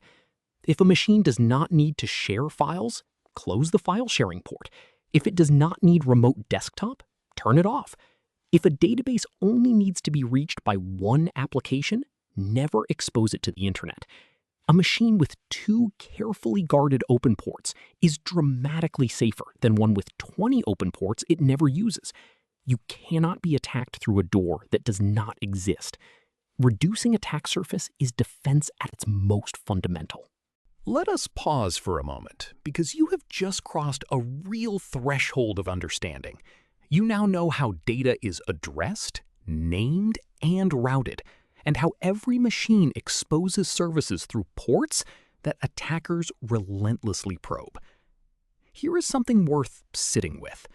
The defenses we have discussed, close your ports, segment your network, hide behind NAT, are the classic perimeter-based model of security. Build a wall, guard the doors. But the largest companies on Earth have moved past it entirely. They have concluded that the network itself can never be trusted. that an attacker may already be inside, and they have rebuilt their entire security around that assumption. It is called zero trust, and it is reshaping how Google, Microsoft, and Apple protect billions of users. That is exactly what my premium course at nicander.com is about. The real modern architectures, taught with the real incidents. The link is in the description. Now, back to the fundamentals, because we still need to see how traffic actually flows through these ports. Banking Chapter 8. 3 takeaways. 1. An IP address identifies a machine, but a port identifies a specific service on it. And the well-known ports below 1024 are where the critical services and the critical risks live. 2. The legacy protocols on their classic ports send data in plain text, and a few ports in particular, SMB on 445 and RDP on 3389, are perennial attacker prizes because they offer file sharing and full remote control. 3. Anything you expose to a public address is scanned and probed within minutes, indexed by tools like Shodan. So the core discipline is to minimize your attack surface and close every door you do not need. We now know the doors, but what actually carries your data through them, reliably or quickly? That is the choice between 2 transport protocols, TCP and UDP. And it is one of the most elegant trade-offs in all of computing. At the transport layer, layer 4, there are 2 main protocols for actually carrying your data, and they represent a fundamental trade-off that appears everywhere in engineering: reliability versus speed. The first is TCP, the Transmission Control Protocol, which is careful, reliable, and guarantees your data arrives complete and in order. The second is UDP, the User Datagram Protocol, which is fast, lightweight, and fires data off without ceremony or guarantees. Neither is better in the abstract. They are tools for different jobs. When you absolutely need every byte to arrive correctly, you use TCP. When you need speed and can tolerate a little loss, you use UDP. Understanding when and why each is used and how each behaves tells you a great deal about how any given service works and how it can be attacked. TCP is the reliable workhorse, and it is connection-oriented, which means before any real data flows, the 2 machines first establish a formal connection, a bit like dialing someone and waiting for them to pick up before you start talking. Once connected, TCP guarantees a lot. Every packet it sends must be acknowledged by the receiver. If an acknowledgement does not come back, TCP assumes the packet was lost and resends it. It puts packets back into the correct order if they arrive scrambled, and it manages the pace so it does not overwhelm the receiver or the network. The result is a rock-solid, ordered, complete stream of data. This is why TCP carries the things that must be perfect: web pages, emails, file downloads, remote logins. A single missing byte in a downloaded program could corrupt it, so TCP makes sure none go missing. The way TCP sets up that reliable connection is one of the most famous sequences in networking, the 3-way handshake, and it is worth knowing precisely. It is 3 steps. Step 1, the client sends a packet called a SYN, short for synchronize, essentially saying, I would like to start a conversation. Step 2, the server replies with a SYN-ACK. I acknowledge your request, and I am ready too. Step 3, the client sends back an ACK. Acknowledged, let us begin. SYN, SYN-ACK, ACK. After those 3 messages, a reliable connection is established, and real data can flow. It is a simple, elegant negotiation that both sides use to confirm the other is present, ready, and synchronized. And as is the pattern in this whole video, this elegant mechanism is also the target of one of the classic denial of service attacks. Here is how an attacker weaponizes the handshake, the SYN flood. When a server receives a SYN and replies with a SYN ACK, it has to set aside a little memory to remember that half-open connection while it waits for the client's final ACK. Now imagine an attacker sends a torrent of SYN packets, thousands, millions, but never sends any of the final ACKs. The server dutifully sets aside resources for each one, holding open a vast number of half-finished connections, waiting for responses that never come. Eventually, its connection table fills completely, and it can no longer accept any new connections, including from legitimate users. The service is effectively offline, not because anything was broken, but because the polite handshake was abused. This is one of the oldest forms of denial of service, and the same basic idea, overwhelm a resource by exploiting how a protocol is supposed to behave, scales all the way up to those record-breaking attacks we opened with. Now, its opposite, UDP. UDP is connectionless. There is no handshake, no setup, no formal connection at all. A machine simply fires its packets off toward the destination and moves on, with no acknowledgements, no resending of lost packets, and no guarantee of order or even arrival. It is fire and forget. If a packet gets lost along the way, UDP does not notice and does not care. This sounds reckless, but for the right jobs, it is exactly what you want, because it strips away all the overhead and waiting that TCP imposes. There's no handshake delay, no acknowledgement traffic, no pausing to resend. UDP is lean and fast. Think of TCP as a careful phone call where you confirm the other person heard each sentence, and UDP as shouting an announcement across a crowded room. Quick and efficient, even if a word or two gets lost in the noise. So when do you use each? Use TCP whenever correctness matters more than speed. Loading a web page, sending an email, downloading a file, logging in over SSH, all use TCP, because a corrupted page or a half-downloaded file is useless. Use UDP whenever timeliness matters more than perfection. DNS lookups use UDP because they are tiny and it is faster to just re-ask than to set up a connection. Live video calls, streaming, and online gaming use UDP because in a live moment, a packet that arrives late is worse than useless. If a frame of your video call is lost, you do not want it resent 2 seconds later. You just want to move on to the current moment.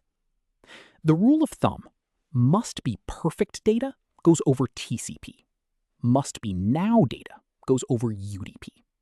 Reliability versus the present moment.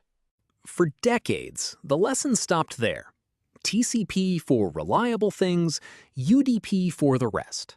But that neat divide has been broken by one of the most important recent developments in networking. Engineers wanted TCP's reliability, but without its handshake delays and limitations. So they built a new protocol called QUIC, and they built it on top of UDP. QUIC takes the fast, lightweight UDP foundation and adds back reliability, ordering, and even built-in encryption, all in a smarter, faster way than classic TCP. And the modern web is moving to it. HTTP version 3, the latest version of the web's core protocol, runs over QUIC, which means it runs over UDP. As of 2026, roughly 40% of websites and most major platforms use it. So the old myth that UDP is only for throwaway traffic is dead. The cutting edge of the reliable web now rides on UDP. Let us secure Chapter 9. 3 things. 1. TCP is connection-oriented and reliable, establishing a connection through the three-way handshake of SYN, SYN-ACK, ACK, and guaranteeing your data arrives complete and in order, which is why the web, email, and file transfers use it. 2. UDP is connectionless and fast, with no guarantees, ideal for DNS, voice, video, and gaming, where speed beats perfection.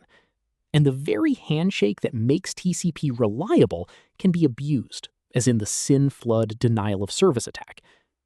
3. The modern protocol QUIC behind HTTP version 3 builds reliability on top of UDP, overturning the old assumption that UDP is only for lossy traffic. We can now move data to the right machine, the right service, reliably or quickly. But everything we have moved so far could be read by anyone watching the wires. It is time to make it private. It is time for encryption. HTTPS and TLS. Step back and absorb something slightly alarming about everything we have built so far. Your data, by default, travels across the network in the open. We saw that packet headers must be readable so routers can forward them. But with the original protocols, plain HTTP, plain email, telnet, the payload, the actual contents, is readable too. As your request crosses your Wi-Fi, your internet provider, and a dozen routers in between, every one of those parties is in a position to read it. Your messages, your passwords, the pages you view. The early internet simply assumed everyone was trustworthy. That assumption is obviously untenable today. The fix, the technology that turned the web from an open postcard system into a private sealed one, is encryption in transit. And on the web, it has a name you see every day: HTTPS. HTTPS is simply HTTP with a layer of encryption wrapped around it. And that encryption layer is called TLS, Transport Layer Security.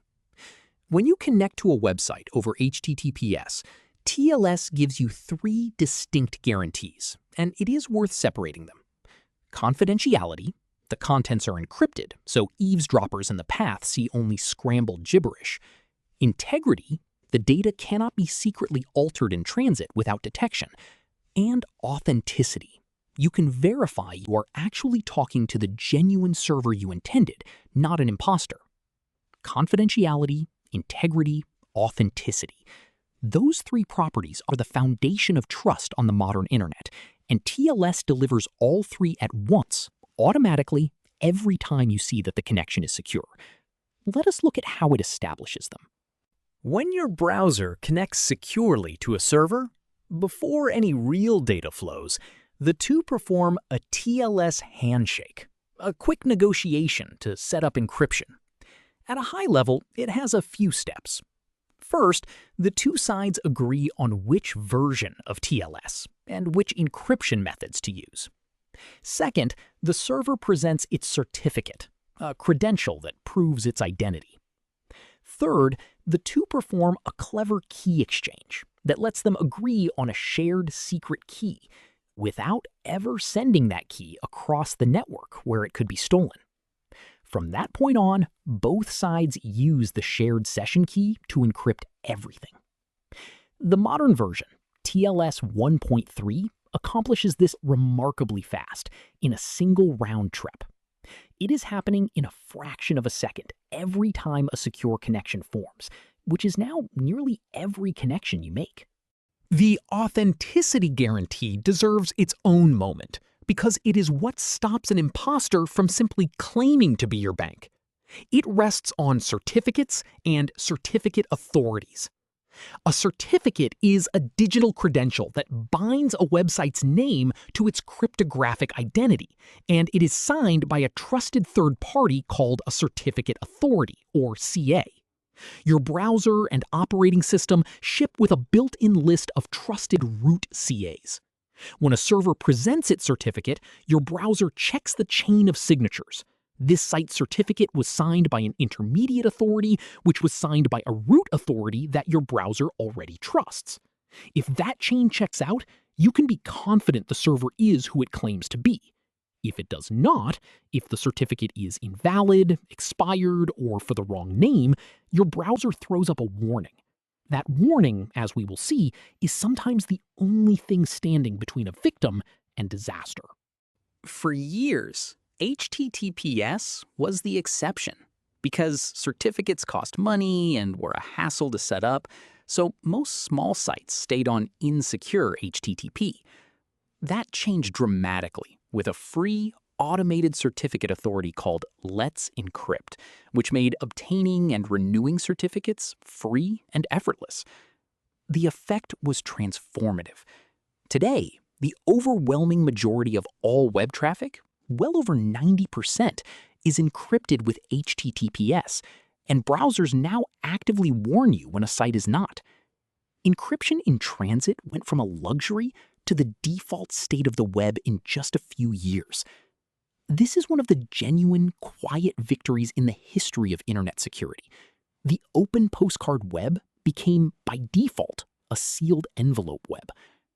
But, and this is critical, that very success created a new and dangerous misconception. In plain English, picture TLS as a sealed, armored tube running directly between your computer and the server. Your data travels inside this tube. Everyone along the path can see that a tube exists and that traffic is flowing through it, but nobody in the middle can open it to read the contents. Nobody can reach in to alter what is inside, and the tube is verifiably connected to the genuine building you intended to reach, confirmed by its certificate. That is confidentiality, integrity, and authenticity, all in one image. It is an extraordinarily strong protection for data in motion, and it is the reason you can safely log into your bank over coffee shop Wi-Fi. But notice exactly what the tube protects, and what it does not, because here is where people get dangerously confused. Here is one of the most dangerous misconceptions in all of consumer security, and I want to correct it firmly. The padlock, the HTTPS, does not mean the website is safe or trustworthy. It means only that your connection to it is encrypted. Those are completely different things. A criminal running a phishing site that perfectly impersonates your bank can, and routinely does, get a valid TLS certificate for their malicious domain, often for free. Their fake site will show the exact same padlock as the real one. The encryption is working perfectly. It is just encrypting your connection to a criminal. So the padlock tells you that no one is eavesdropping on your conversation. It tells you nothing about whether the party you are talking to is honest. Read that twice. HTTPS secures the channel, not the destination. Believing the padlock means safe has led countless people straight into phishing sites. To use TLS wisely, you need to know its boundaries, what it does not protect. First, metadata.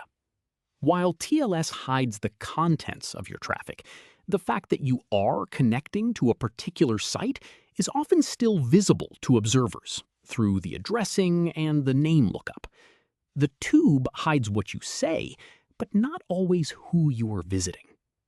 Second, the server itself.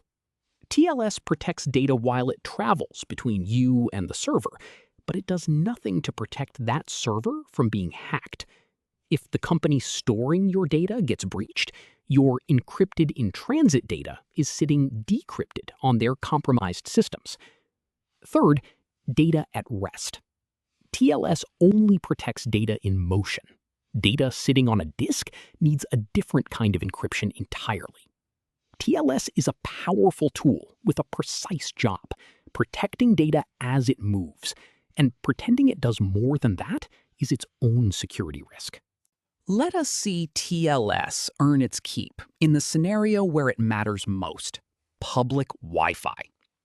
Open Wi-Fi at a cafe or airport broadcasts everyone's traffic over the air, and an attacker on the same network can capture it with a free tool like Wireshark, or use the ARP spoofing trick from Layer 2 to funnel your traffic through their machine.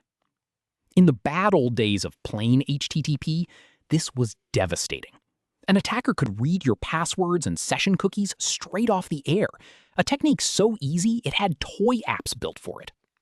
But against modern HTTPS, that same attacker sees only encrypted gibberish. They can tell that you are connected to some site, but they cannot read a single thing you send or receive. This is precisely why the web-wide move to HTTPS was such a monumental security win. It made the hostile shared network survivable. But it did not make every warning safe to ignore. Here is a real incident that ties this whole chapter together.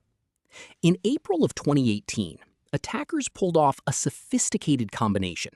They abused the internet's routing system to hijack the traffic destined for a popular cryptocurrency wallet site, rerouting it to a server they controlled.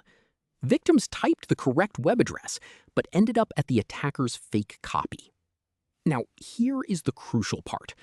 Because the attackers did not have a legitimate certificate for the real domain, every victim's browser displayed a certificate warning.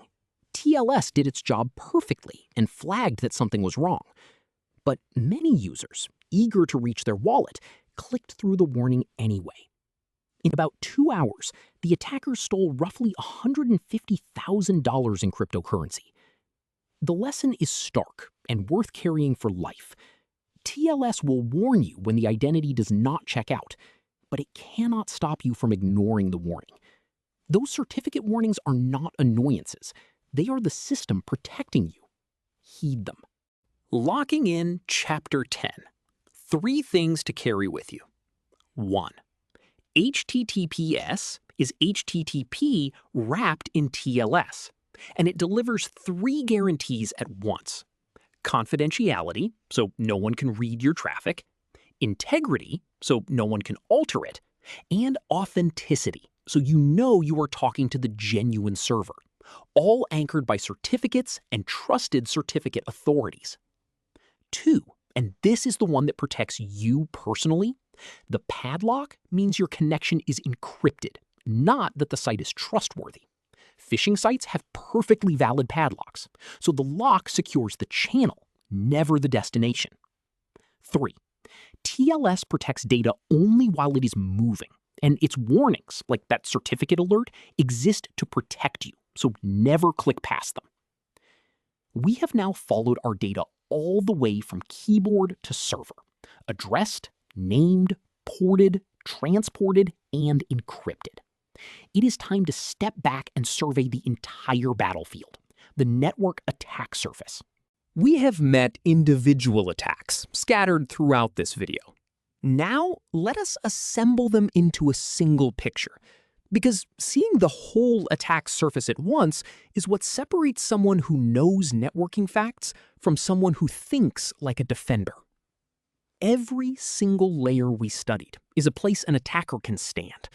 A cable tap at the physical layer, ARP spoofing at the data link layer, IP spoofing and BGP hijacking at the network layer, SYN floods and port scanning at the transport layer, session hijacking above that, downgrade attacks against encryption, and phishing and application exploits at the very top.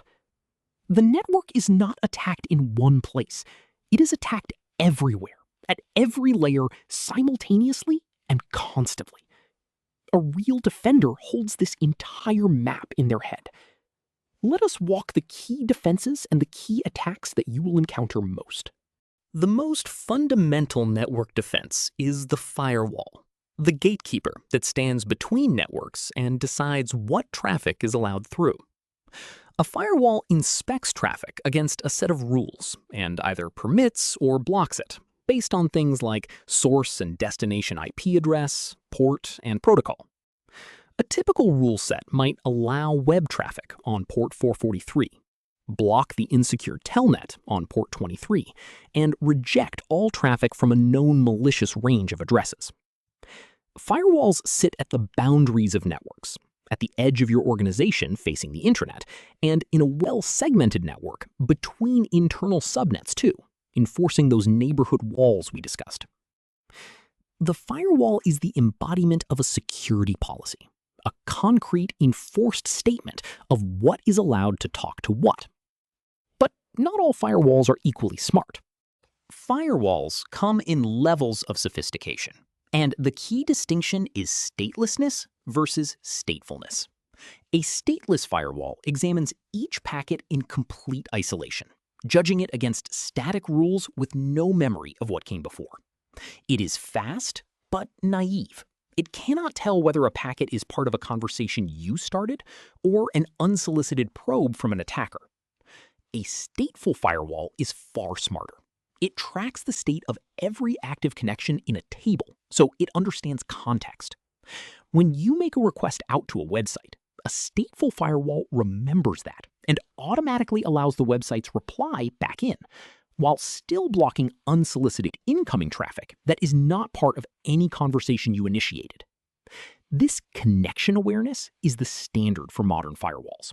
And the most advanced ones, next-generation firewalls, go further still, inspecting the actual application content at layer 7 and integrating intrusion detection, a topic the premium course goes deep on.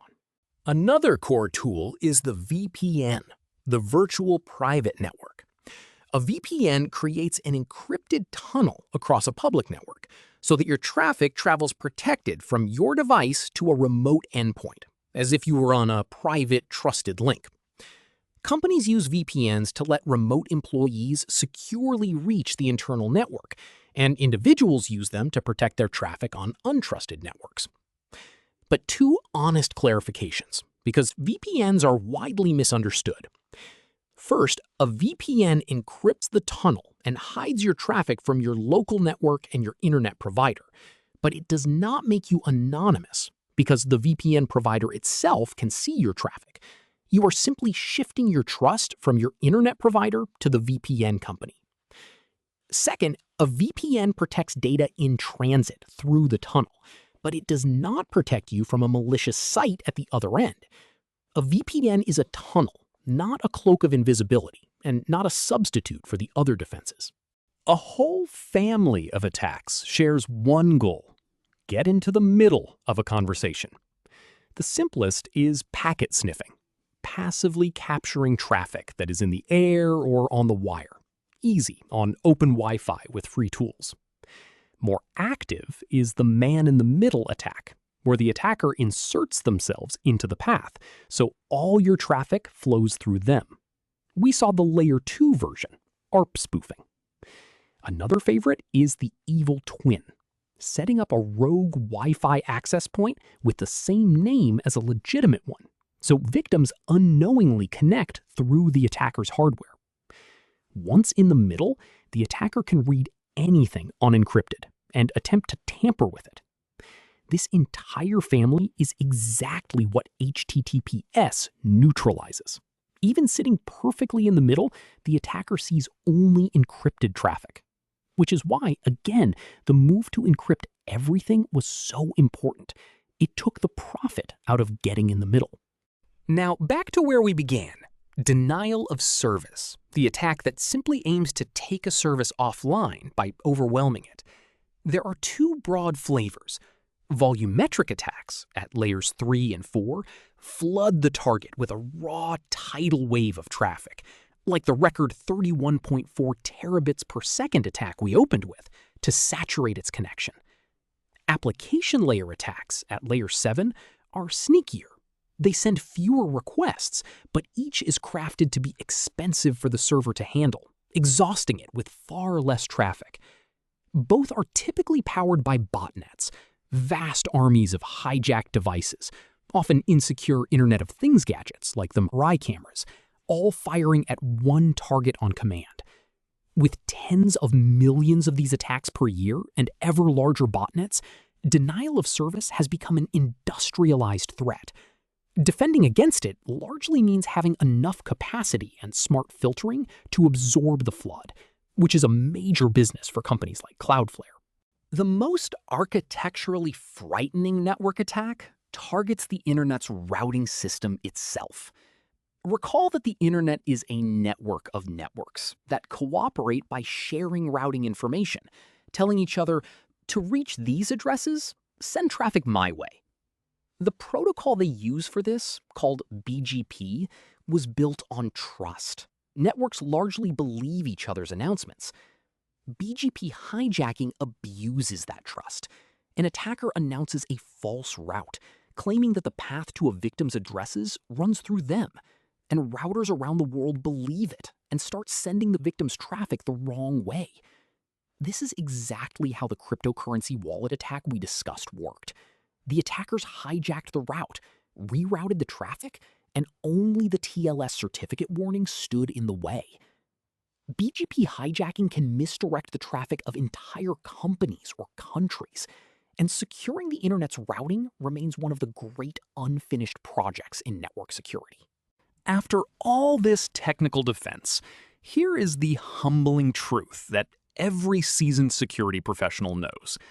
The most attacked layer is not even on the OSI model.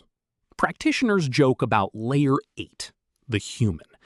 The overwhelming majority of real breaches do not begin with a clever exploit of TCP or a broken cipher. They begin with a person being tricked. A phishing email, a convincing phone call, a fake login page. Why spend weeks attacking strong encryption when you can simply email someone a link and ask for their password? All the technical controls in this video, firewalls, encryption, segmentation, can be rendered moot if an attacker simply convinces an authorized human to let them in.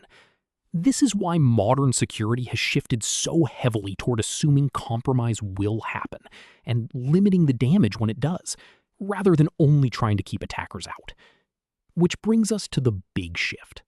If there is one defensive philosophy to take from this entire chapter, it is defense in depth. Because every single control can fail. A firewall can be misconfigured, encryption can be downgraded, a human can be fooled.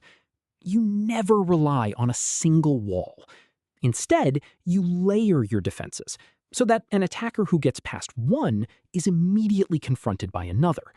The perimeter firewall is backed by internal network segmentation, which is backed by encryption of the data, which is backed by monitoring that detects intruders, which is backed by strict identity checks on every access.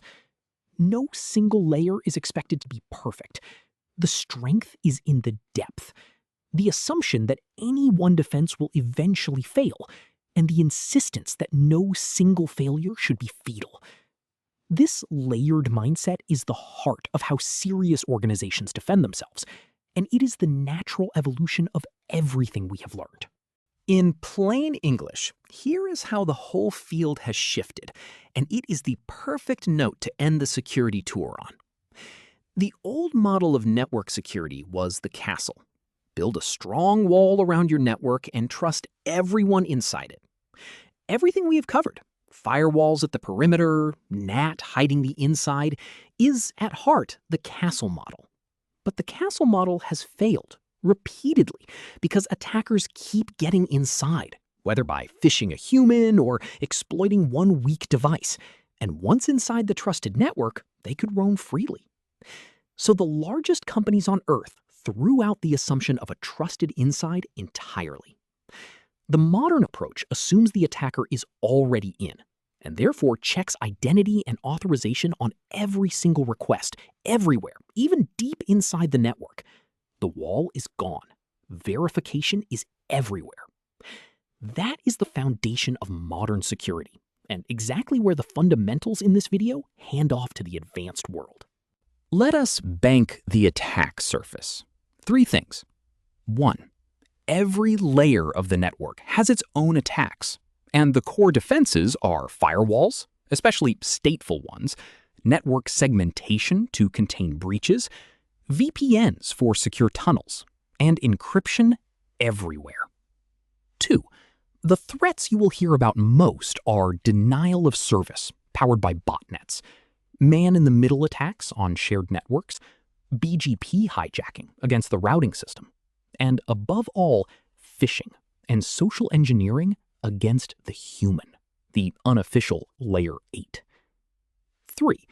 No single defense is enough. So security is built in depth, with many layers, and the old castle and wall model is steadily giving way to a verify everything approach that assumes the attacker is already inside. We have now toured the entire machine and its battlefield. In our final chapter, let us put every piece together and watch a single request travel the whole journey, and then send you off with what to do next. We have built up every piece of the machine. Now let us watch it all work together in the way it actually happens by tracing a single ordinary action. You typing a web address and hitting enter through every system we have covered. This is the payoff. By the end of this trace, you will see that what felt like a magic instant is actually a precise, lightning-fast relay across every concept in this video. Names, addresses, ports, transport, encryption, and routing, each playing its part. And at every step, you will be able to name not just what happens, but how it could be attacked and how it is defended. This is what it means to understand the network. Let us follow the journey. Step 1. The moment you hit enter, your browser needs an IP address, so it performs a DNS lookup. It asks a recursive resolver, which, if it does not already have the answer cached, climbs the hierarchy. Root server, then the top-level domain server, then the authoritative server, and returns the website's IP address. This happens in a few milliseconds. And already, at step 1, you know the security stakes. If an attacker had poisoned that DNS answer, you would now be heading to the wrong server entirely, which is why encrypted, authenticated DNS matters. But assume all is well. Your browser now has the destination address. It knows which building to reach. Now it needs to knock on the right door. Step 2.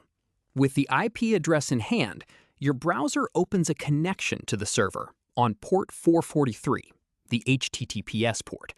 It does this with the TCP three-way handshake we learned, SYN, SYN-ACK, ACK, establishing a reliable connection between your machine and the server. 3 quick messages, and a solid channel exists. You can already name the lurking threat. This very handshake is what a SYN flood abuses to take servers down. But your connection succeeds. There is now a reliable pipe between your computer and the right service on the right machine. Except that pipe, so far, is wide open. Anything sent through it could be read by anyone in the path. So before any real data flows, your browser does one more thing. It makes the pipe private. Step 3. Over that fresh connection, your browser and the server perform the TLS handshake. The server presents its certificate, your browser verifies the chain of trust back to a certificate authority it trusts, confirming the server is genuinely who it claims to be, not an imposter. The two sides agree on encryption and derive a shared secret session key without ever transmitting it. From this instant, the open pipe becomes a sealed, encrypted, armored tube. If the certificate had failed to check out, this is where your browser would have thrown the warning that, as we saw, is sometimes the last line of defense. But it checks out. You now have a reliable, private, authenticated channel to the genuine server. Finally, you can ask for the actual web page. Step 4. Your browser sends its actual request. Please give me this page. And now everything from the first half of the video comes alive at once. That request is encrypted by TLS, wrapped by TCP with port information, wrapped by IP with addresses, and wrapped by the link layer with hardware addresses. Encapsulated, envelope inside envelope. It is pushed onto your Wi-Fi through your router, where NAT swaps your private address for your public one, out to your internet provider, and then hop by hop across dozens of routers, possibly down an undersea cable to another continent, each router reading the IP header and forwarding it onward. At the destination, the server unwraps each layer in reverse, decrypts the contents, and finally reads your request. Every single concept we covered, executing in sequence in a fraction of a second. Step 5. The server builds its response, the web page, and sends it back along the very same path, broken into packets, each encrypted, addressed, and routed independently, possibly taking different routes, then reassembled in order by TCP on your end, decrypted by TLS, and handed to your browser, which renders it into the page you see.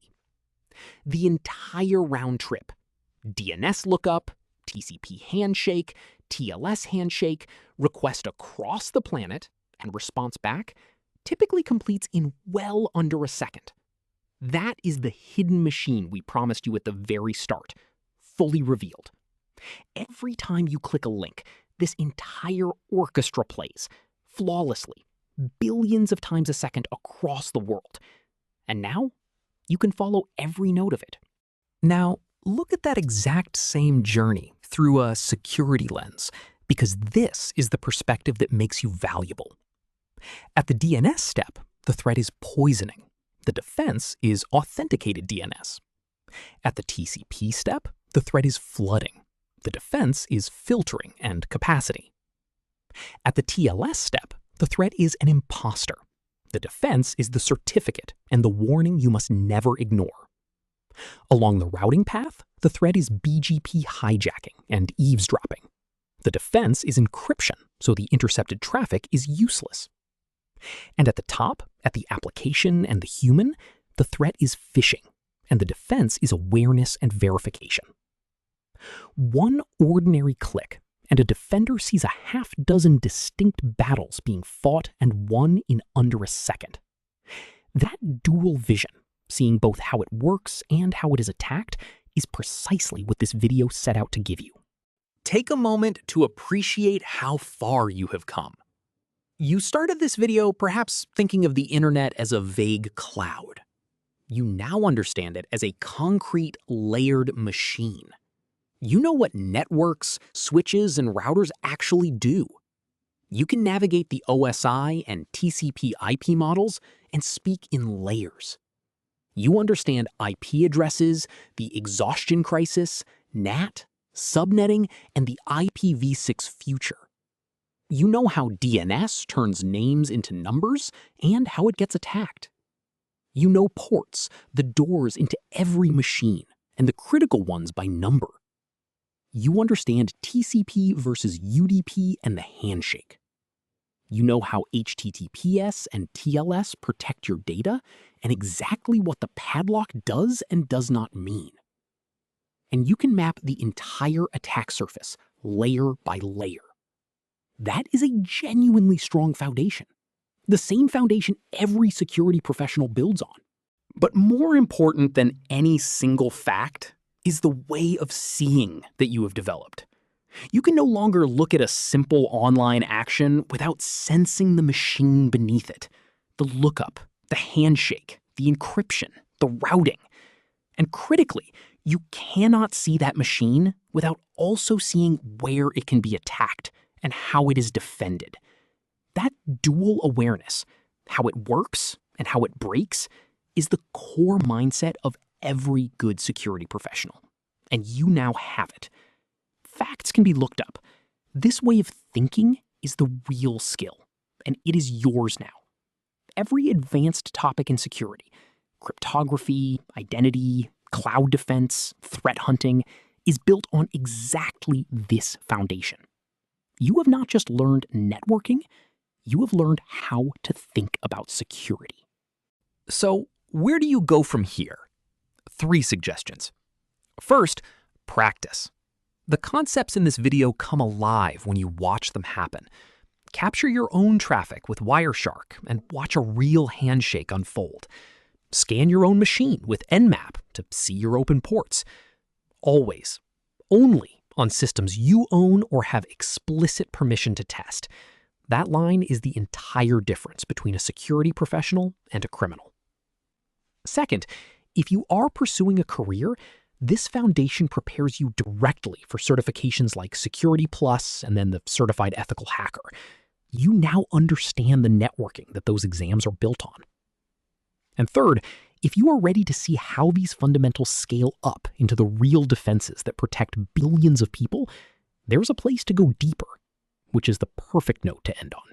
Everything in this video is the foundation, the bedrock that every security professional stands on. But the real world is where it gets extraordinary. How does Google actually verify every request inside its network, trusting nothing after assuming attackers are already inside? How did Cloudflare survive the exact phishing attack that breached 130 other companies? How does Apple build servers that even Apple cannot read? How do threat hunters track the most sophisticated state-sponsored attackers on Earth? I built a complete premium course that answers all of this.